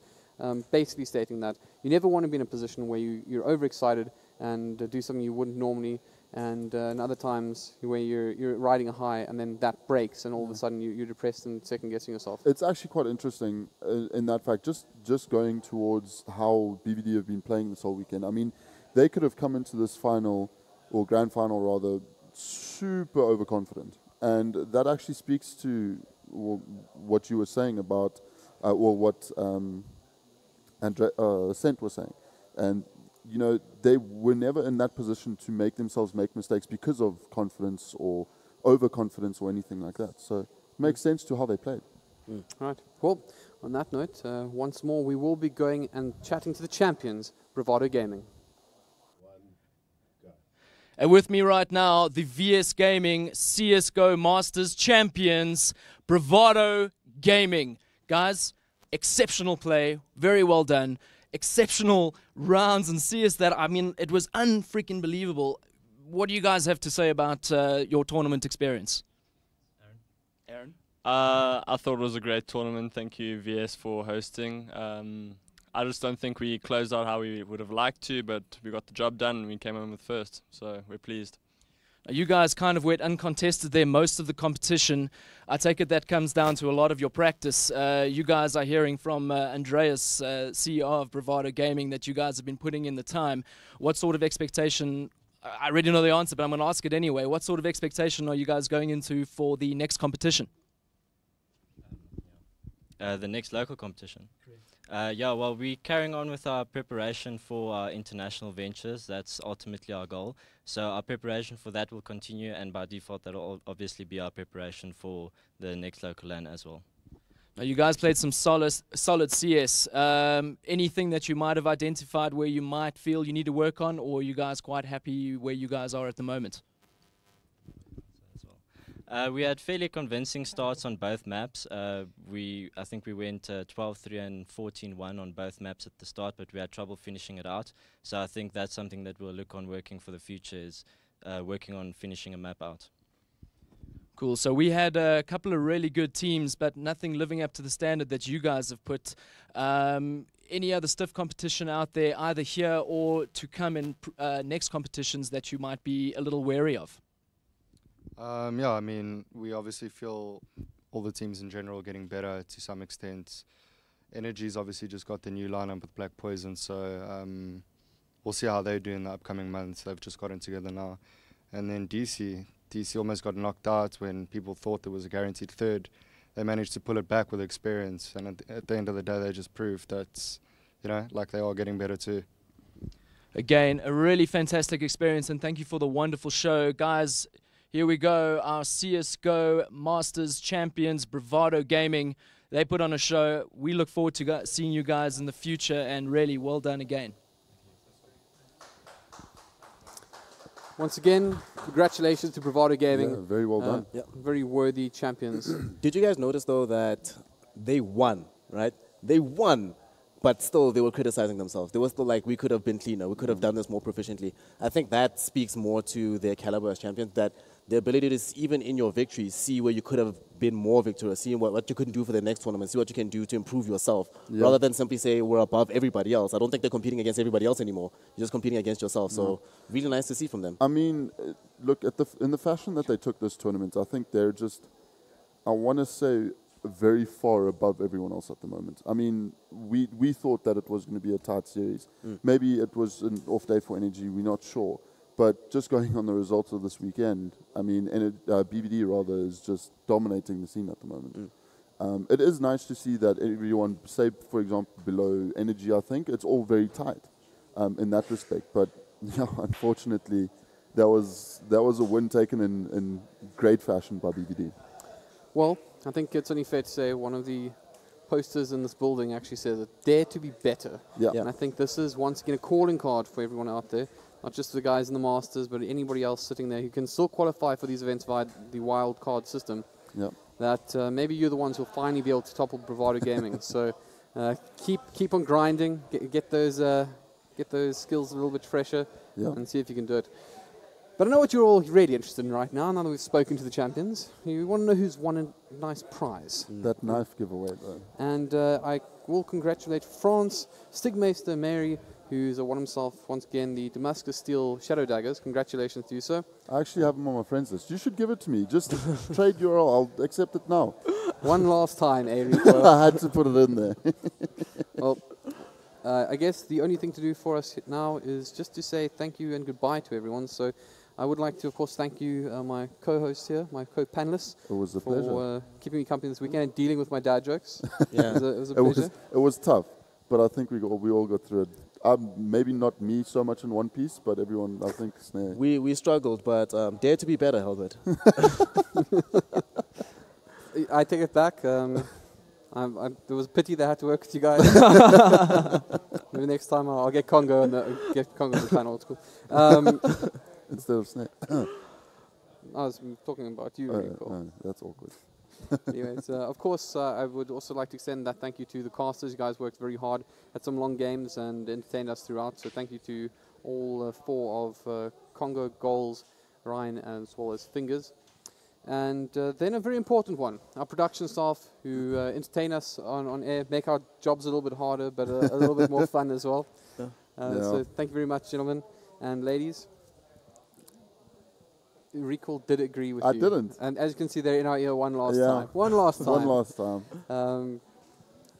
And Recall has been muted. So Not yet. Not yet. There's a demand for it in the background. There we go. The panel just improved. Yep. The panel just improved. Right, then of course, to VS Gaming themselves, the actual staff and everyone who works so hard to make these events happen. Obviously, people that have grown the South African scene just throughout the years and continue to do so. We look forward to everything else that you guys have to offer. It's always a pleasure being here.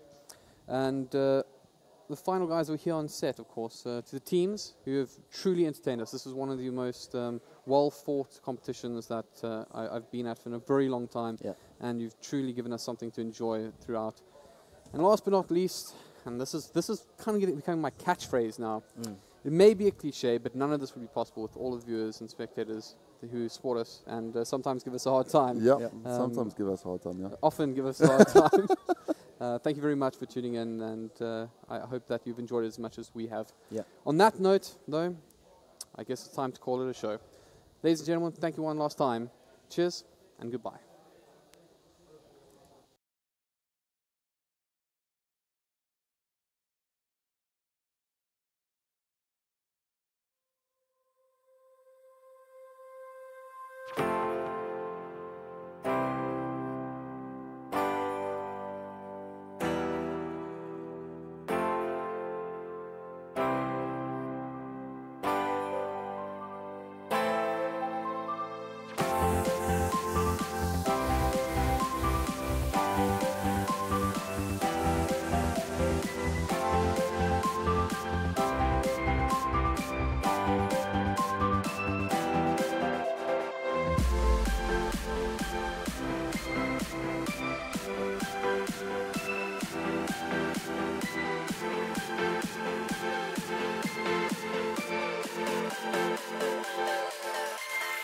Bye.